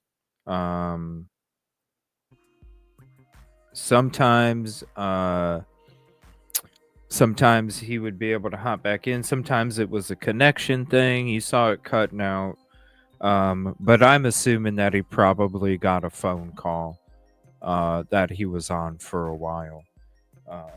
And so that when the connection dropped, I had so many more questions, but a lot of revealing stuff when it came to that. And we were going to go through it at some point. I wanted to share it with you guys. It's been members only since April 2nd. But I wanted to kind of show you guys, give you an opportunity if you guys wanted to check it out. And so we checked it out. Thank you for the kind words. I appreciate it very much. Oh, I had so many more questions. But yeah, that was in the very beginning, April 2nd. Again, if you want to check out that Bones episode, let me see, what was the timestamp again? It was 4 hours and I think 10 minutes or something like that at the very beginning of it. Where the bones were found was 4:18, but I think you go to 4:10, and that'll get you right when we show up, and that'll show you how like it's supposed to be approached, not like some of this other stuff out there. So here's the link for that if you didn't catch it before. I know it does seem like an eternity ago, doesn't it? And I'm shocked about it. Was able to go search. No, actually, I wasn't living the dream. When was that episode? When was that episode? Because I was getting ready. We were doing a lot of searching along ponds, along highway roads in the beginning, around the area. I was searching in the woods. around the area that wasn't private property.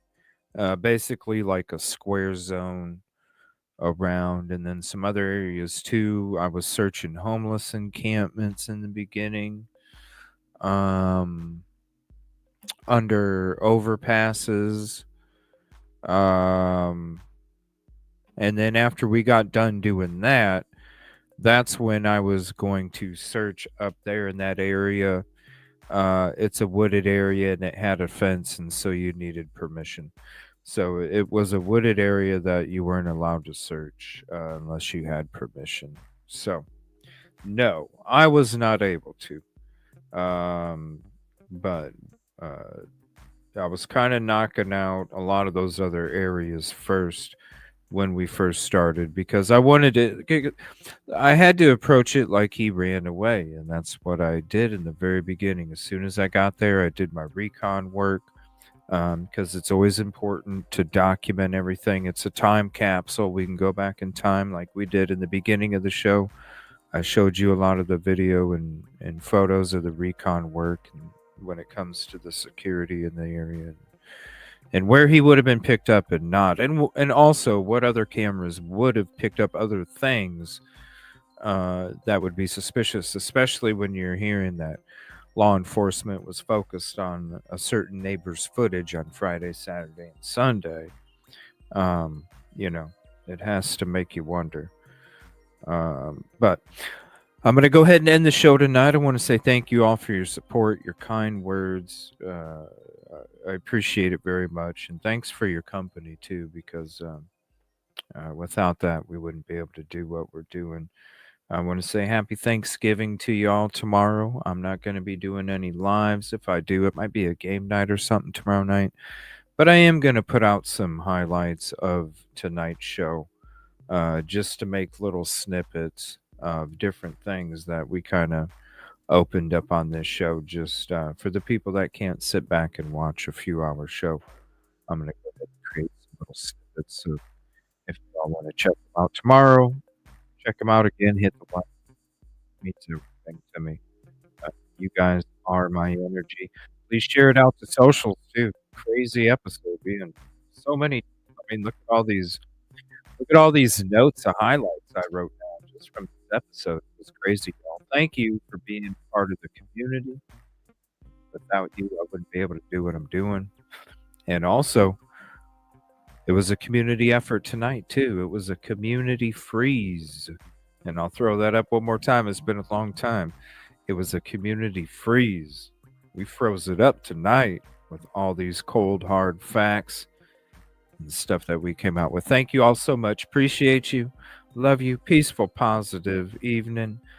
Have a happy Thanksgiving. Tell your loved ones you love them. Please be safe in your travels. Please drink responsibly if you are going to drink. Enjoy some football. Have some family time with your loved ones. Just give them big old hugs. And then we'll see you back on Friday. Idaho 4. And we might have a morning show too. I don't know. We might cook up something. Miss you guys. Be safe.